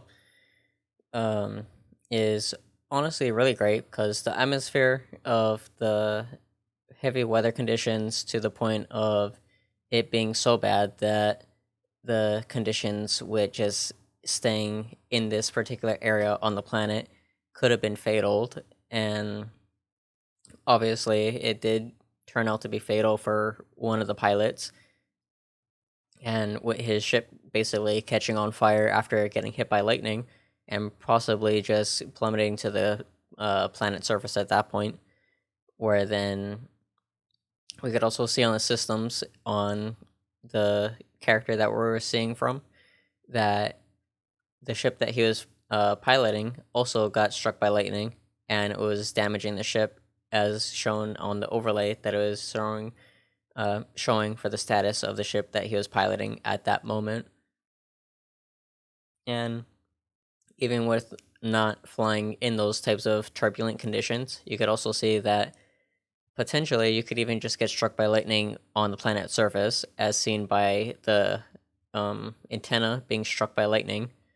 So obviously at that point it becomes quite dangerous, and you're either having to hunker down probably within a building, and that kind of just leaves you kind of stranded. And obviously the other solution would have been just to see about flying out of there, although that poses its own risk, and it kind of just creates this type of atmosphere that is very true to life and kind of just gets you more immersed into the universe of Star Citizen, and helps with kind of building your own story and your own adventure.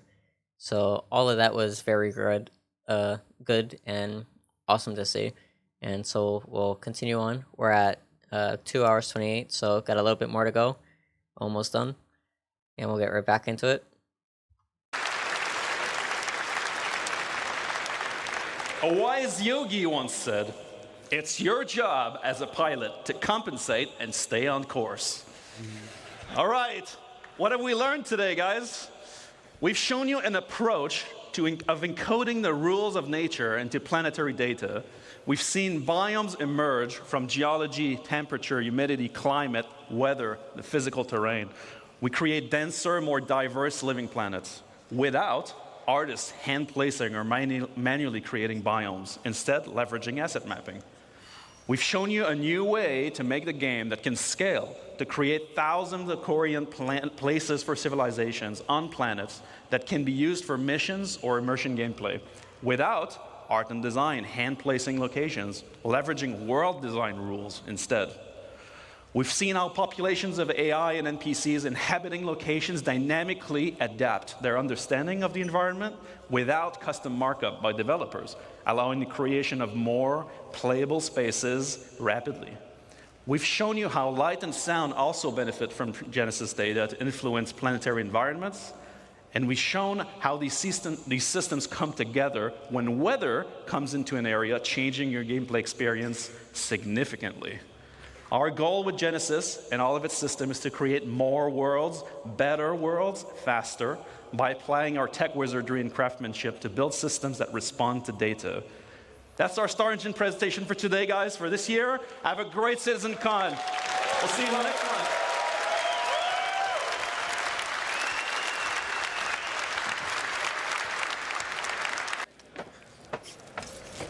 Hey, guys!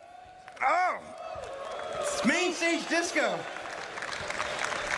That wasn't a gag earlier. I really messed up my hammy.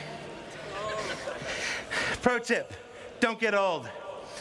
All right, so we just finished our Star Engine presentation, Brave New World. I want to do one more round of applause for all the CTG guys who got up here and showed you their work.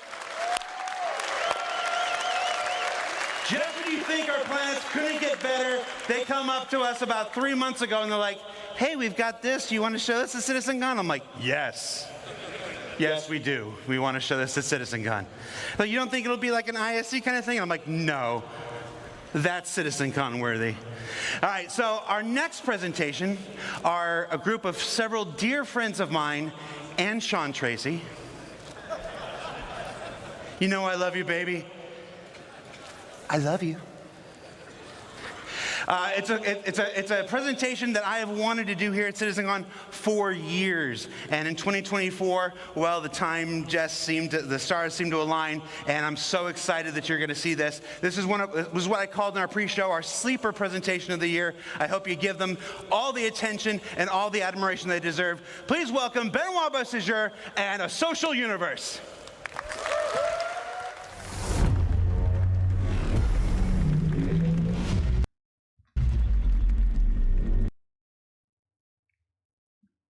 Alright guys, so we kind of have to scrub through a little bit of it, so we're starting the next portion at 2:47.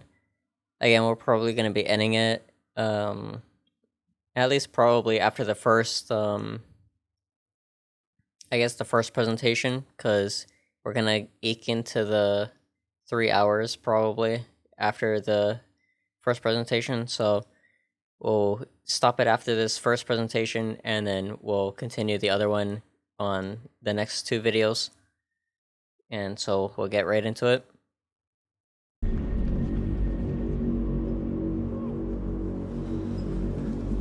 Okay. Hello. Can you hear me? 1, 2. All right. Cool. Okay, so in the Star Engine presentation, that was Benoit. In this one, I am Balt, my player persona. I will now channel my inner Jared in this one, and I will be your host for this panel. Woo! It's time to discuss A Social Universe. But before we start, I have a couple warnings. First one, let's take a look at this one. I took this in our last technical preview demonstration. And God, I was so happy to see all these people on the train. It just made me like very, very emotional. And so I want to take a moment to thank every one of you that have participated with Tech Preview Server Meshing Test A, B, C, D, and E so far. You guys have been thousands to come and help us test this technology. And the team and I are really humbled, and we feel energized by your energy. So on our behalf, thank you very much. Now, the above picture is really nice, other than this guy, but it does present a problem. A fundamental part of playing a massively multiplayer online game is how you connect with other players, to join in on adventures, or to receive support when you want to get out of a tricky situation, or you want to participate in endeavors that are bigger than yourself. Or simply you want to run a business and make a profit. Well, as our game server shards grow, you will encounter more players. And for that, we need to scale Star Citizen's social tools to MMO size. Our ambition has always been to build a grand social system, including not only the game, but the world outside, like on Spectrum. Unfortunately, the focus has been elsewhere for a long time. We have neglected this side of the game in favor of others. For example, the Comlink app is by far the oldest application in mobiGlass. It's now time to correct this and make progress on this plan. Our goal, as a reminder, in Star Citizen is to cater to all types of players. Star Citizen in that respect is not a black or white. It's not an either-or kind of game. We are not an achievers versus casuals game. We are not a socializers versus solo players game. We are not a role players versus mechanics focused game. Or dare I say, we are not a PvE versus PvP game. We are all of those things. We strive to build a social environment in the game that is easy to engage with, consistent and dependable, and trustworthy, where you can judge danger, safety, or shadiness. And we want this to be deeply rooted in gameplay mechanics, like reputation and progression. So today we're going to take a look at the updated Star Citizen social tools and how they tie into the game. But first, look at this guy, a warning. What we're going to show you is very early work, and we will not be making a revolution or breaking boundaries. We just want to bring our game up to MMO standards. Or like Jared likes to say, bringing our 30th century game into the 21st century. Player names on screen. Most of them are all of our most die-hard evocations.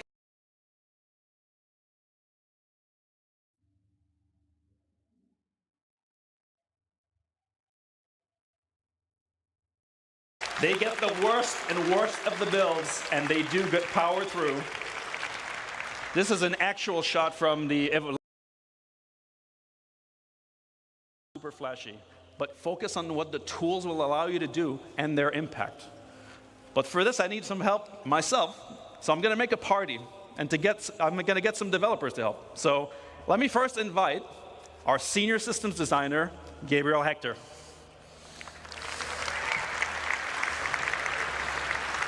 Hello, CitizenCon. Hope you're doing all right. And Ben, you forgot to cover the Swedish before in your earlier introduction, so tjena. Ah, nice. All right, we need some more. Let's invite Assistant Design Director, JJ, to the stage.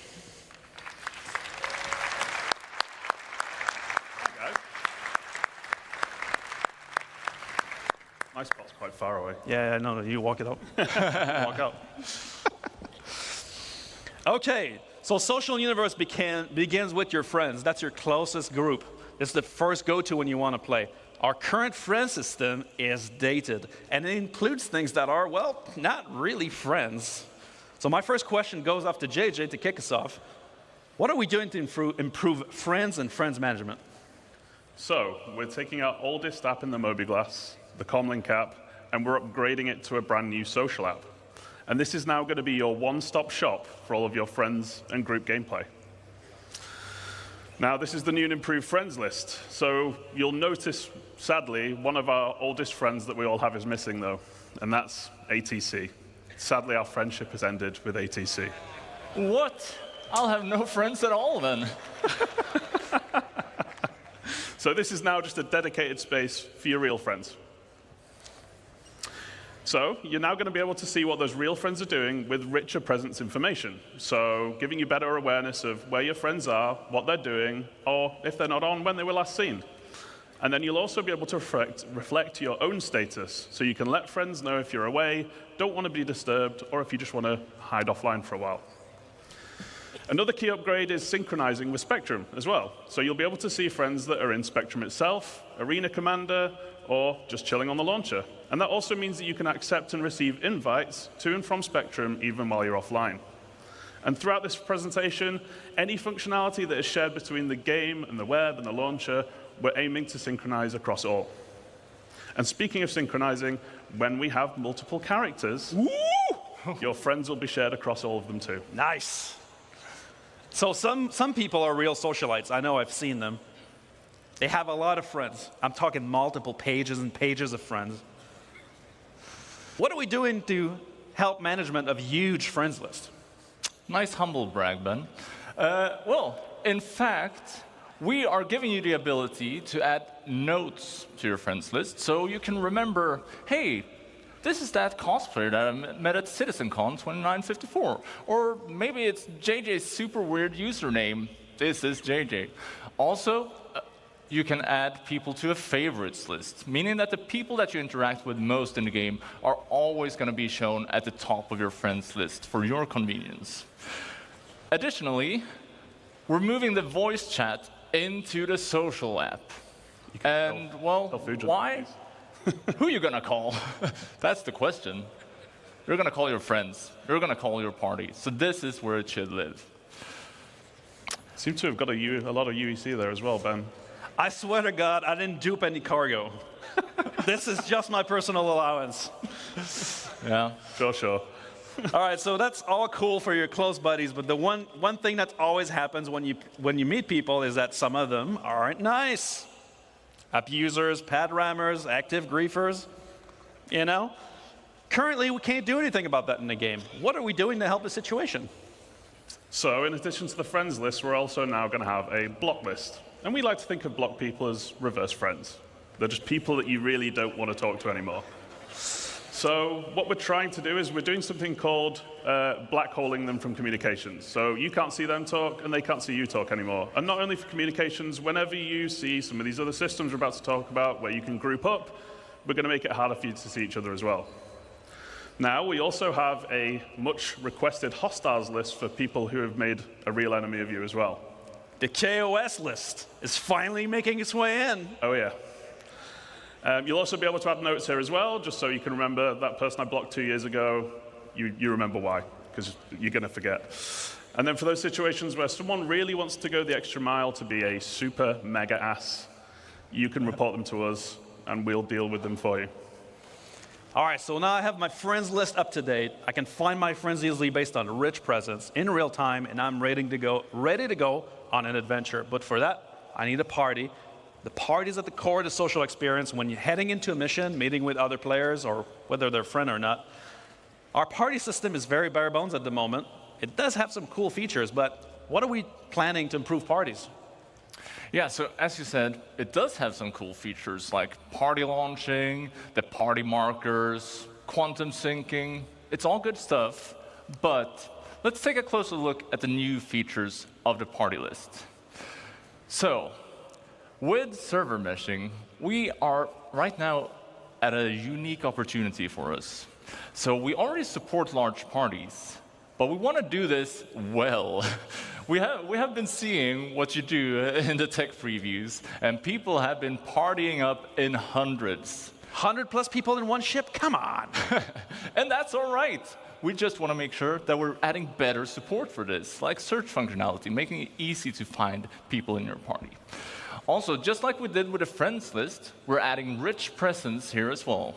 But for the party, you're going to want more real-time gameplay-related info, like if someone's downed or dead or maybe offline for some reason.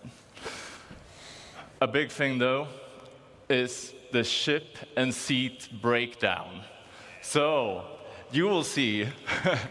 Yeah, maybe that's worth applause. So you will see all the vehicles that your party members are in, as well as the seat that they are in. This will give you great situational awareness and allows you to coordinate better than ever before. It's essentially a mini fleet manager. Okay. Oh.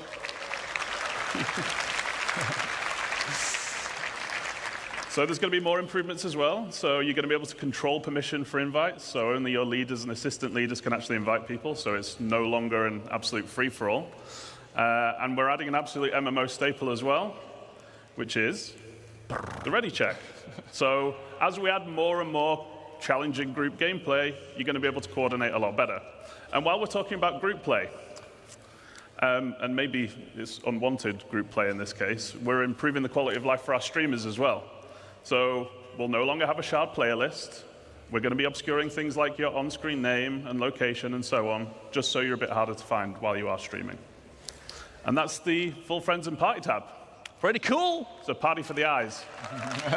It's a party for the eyes. All right, so the new Friends and Party place is really the one-stop shop to manage all your real-time interactions with other players or access your comms channel. That's cool, but as we navigate the verse, it's always very difficult to find people.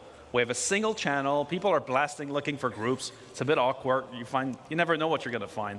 With bigger shards, I know I'm the bigger shards guy now, but we're going to have a lot more players in there. There must be a better way.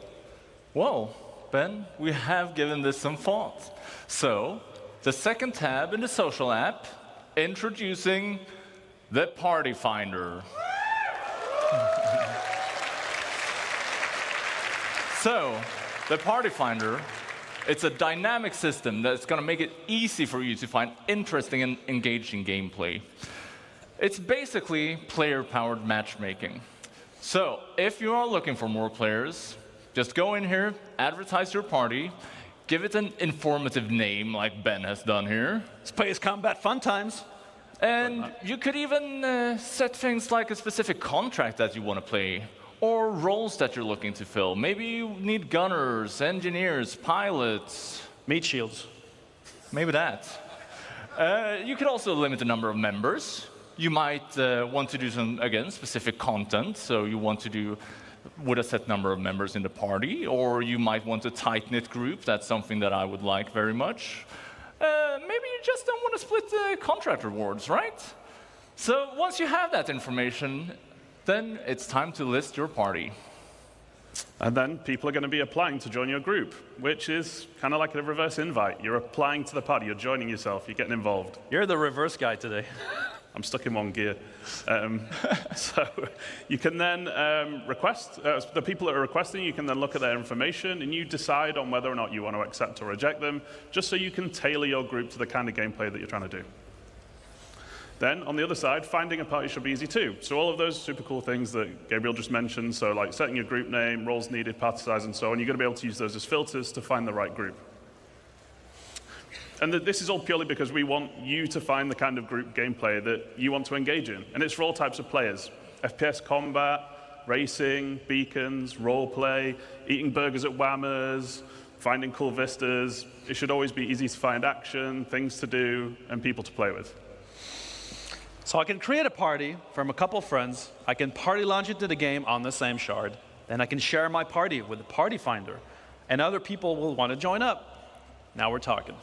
But I'm curious, as we're going to get bigger shards, let's say that already, how will we improve communication? It's very much of a mess right now. Our chat's very bare bones. And voice comms, we never really know if they work. Well, let's chat about chats. So, we're adding options for you to customize the chat window, giving you the power to make the chat your own. We're also adding chat tabs. We're bringing back tabs. We're bringing them back from other games. And this means that you can set up customizable views, filtered for any area of the game that you are interested in. And Ben, you had a UI team make a little mock-up of some of the other functionality we're adding, right? I sure did. I also got them to add the combat login. That's sweet. How kind of you.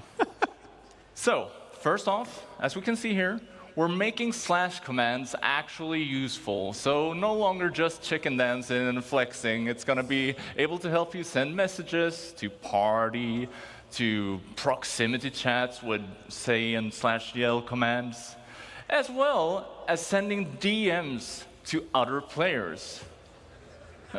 What the hell, Ben? You said you were going to take Hey, you wanted a real example. Sure.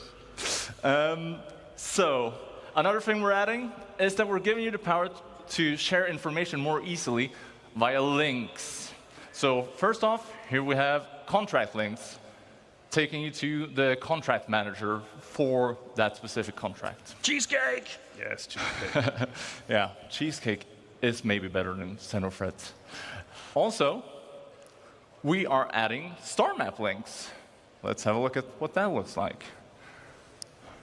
This means that you can click the link and it will take you to the exact location in the star map, making it easy for you to group up.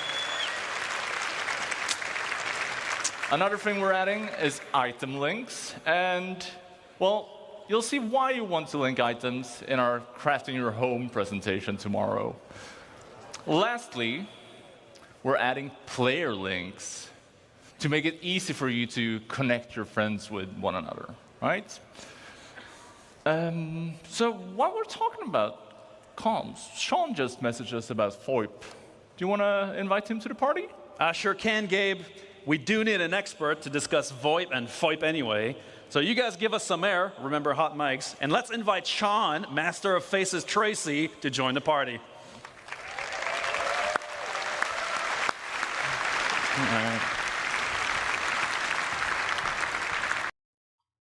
Okay. Okay, guys. So, with all of that, honestly, all the socializing type of aspects that they were showing us are really great. The whole thing about even the party finder to me is really big because then you can actually, when your friends aren't around, no one to play with, then obviously you can go to the party finder and just group up with a group of people that probably want to go and do some of the same things that you plan to do in Star Citizen's universe. And so that's pretty good.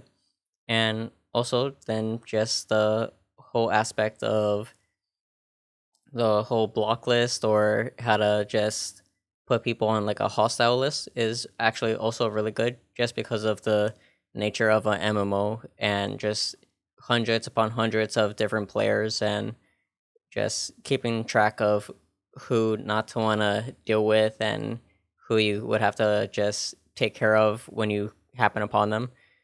And also there's the whole factor the on the friend list or even on the block and hostile list. You can actually add notes to the people that you've seen or interacted with for whatever reason. And so it kind of keeps you in the loop of like who this person was and when you interacted with them and what went on. So that's also pretty good. And as far as the rest of this goes, we're already at the 3 hour mark on 5 minutes in as well. So we'll end it here. And if you guys enjoyed the video, leave a like, share, subscribe. Again, it all helps me out. And I'll see you guys on the next one.